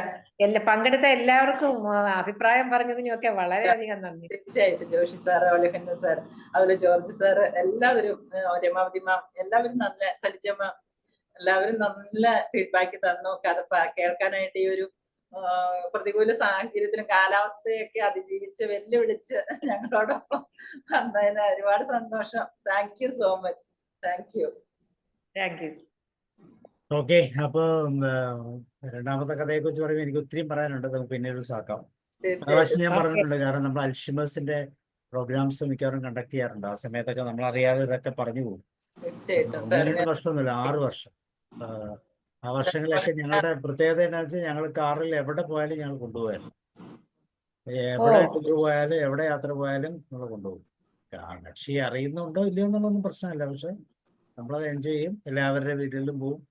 ഭക്ഷണമൊക്കെ കഴിക്കുമ്പോഴത്തേക്ക് ഇത്രയും വലിയ ഉരുള ഉണ്ടാകും. എന്നിട്ട് ഒറ്റയടിക്ക് ഭയങ്കര, നമ്മളതിനെ ഒരു നെഗറ്റീവായിട്ട് കാണാതിരിക്കുകയാണെങ്കിൽ കുഴപ്പമില്ല. എല്ലാവർക്കും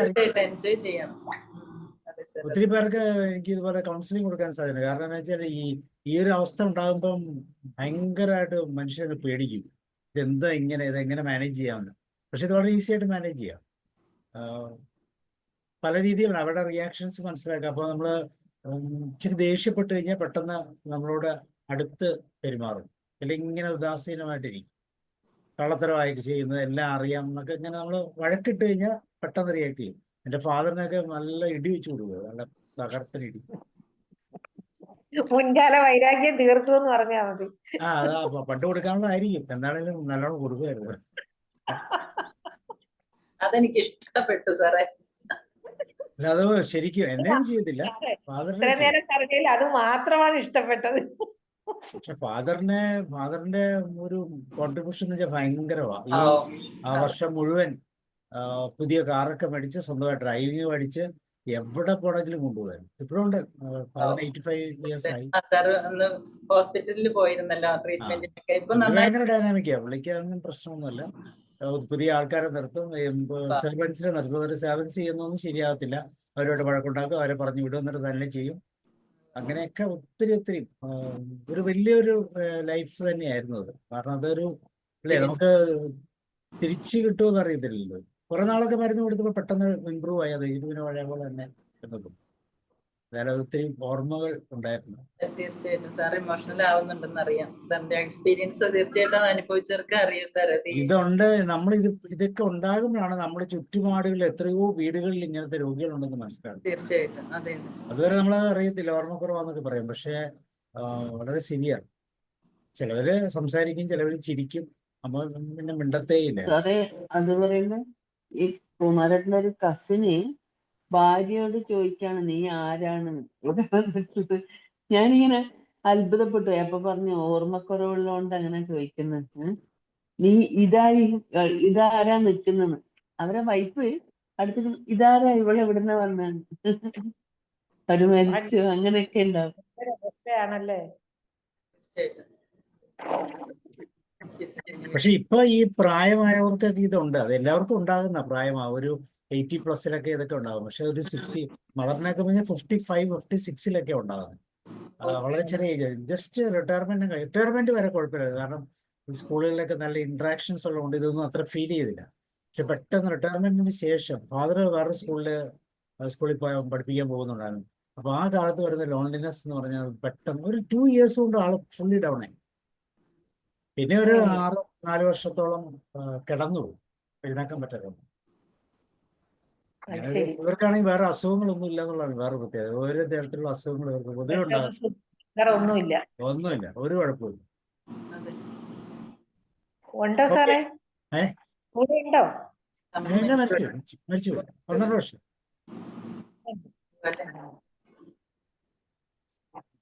ഓക്കെ, അപ്പൊ ഇങ്ങനെയാണ് സ്റ്റോറി തെറാപ്പി വരുന്നതെന്ന് പറയുന്നത്. തീർച്ചയായിട്ടും സാറ്. നമ്മുടെ ഓരോ കഴിഞ്ഞ ദിവസം ഒരു ക്ലാസ് അറ്റൻഡ് ചെയ്തപ്പോ ഇതേ കുറിച്ച് സംസാരിച്ചിരുന്നു. അപ്പൊ ഇങ്ങനെ ഒരുപാട് സ്റ്റോറി ഇങ്ങനെ കണക്ട് ചെയ്ത് പറയുന്നുണ്ടായിരുന്നു. അപ്പൊ അത് എങ്ങനെയാണ് നമ്മുടെ ഓർമ്മകളെ പിടിച്ചു നിർത്തുന്നത്, നമുക്കത് രജിസ്റ്റർ ചെയ്യാൻ പറ്റുന്നതെന്നൊക്കെ അതേ കുറിച്ച് പറയുന്നുണ്ടായിരുന്നു സാർ. ഓക്കെ, അപ്പോൾ താങ്ക് യു. Good night. നമുക്ക് thank you so much sir. നാളെ മൈൻഡ്ഫുൾനെസ്സിനെ thank you so much. Thank you. Good night. Ramavathi ma'am കുറെ നാളല്ലേ പോയോ? അത് തെരുവ് നാടകം ഉണ്ടായിരുന്നു മിനിയാന്ന്. ഏകാംഗ നാടകമൊക്കെ കളിച്ച് നടക്കുവാണോ? അല്ല, ഏകാംഗ അല്ല, തെരുവ് നാടകം. അതിന്റെ ഒരു സീനുണ്ടേ. എന്തൊക്കെ റിട്ടയർമെന്റ് കഴിഞ്ഞാൽ മനുഷ്യൻ ഇങ്ങനെ ആയി പോയാൽ എന്ത് ചെയ്യും?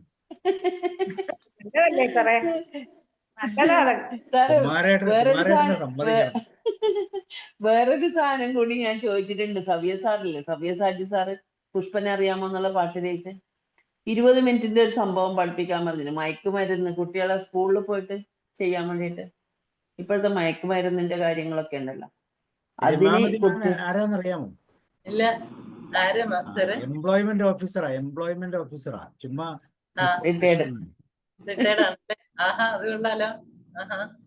എന്നിട്ട് ഇങ്ങനെ പണി പഠിപ്പിച്ചോണ്ടിരിക്കുവല്ലേ ആൾക്കാരെ, പിള്ളേരെയൊക്കെ. അതല്ലേ, നന്നായി. എന്തായാലും താങ്ക് യു മാമിന്റെ സംസ്ഥാനം. അതാ സാറ് കളിയാക്കുന്നത്. കാരണം റിട്ടയർമെന്റിന് ശേഷം ഞാൻ ഇരുന്നിട്ടില്ല ഒരു സ്ഥലത്ത്, ഓരോ കാര്യങ്ങൾ ചെയ്തോണ്ടിരിക്കുക. നല്ലതായിപ്പോയി. മാമ് കാസർഗോഡ് അല്ലേ?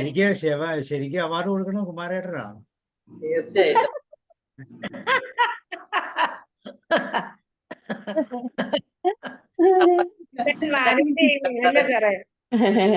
അതെ, ശരിക്കും പറഞ്ഞാല് എന്താ പറയുന്നത്, സാറ് പറഞ്ഞ വളരെ കറക്റ്റ് ആണ്. എല്ലാത്തിനും പ്രോത്സാഹനം തരും. ഓക്കെ, അപ്പം see you and good night. Okay sir. Joshi സാറേ, മഴ എങ്ങനെയുണ്ട്? സാർ ആരോഗ്യവാനായി, കണ്ടറിയത്തില്ലേ? അല്ല, മഴ എങ്ങനെയുണ്ട് സാറിന്റെ ഇവിടെ? മഴ ഇന്നങ്ങനെ വിട്ടായിരുന്നു. രാവിലെ ഒന്ന് പെയ്തിട്ട് പിന്നെ പൊതുവെ മഴ കുറവായിരുന്നു. ഉച്ചയ്ക്ക് അതിഭയങ്കരമായ ഒരു ഇടിയും ഒരു മഴയും കൂടി. പിന്നെ ഇപ്പൊ ഈ നമ്മുടെ ക്ലാസിന്റെ ഇടയ്ക്ക് ഒരു മഴ. അതെ.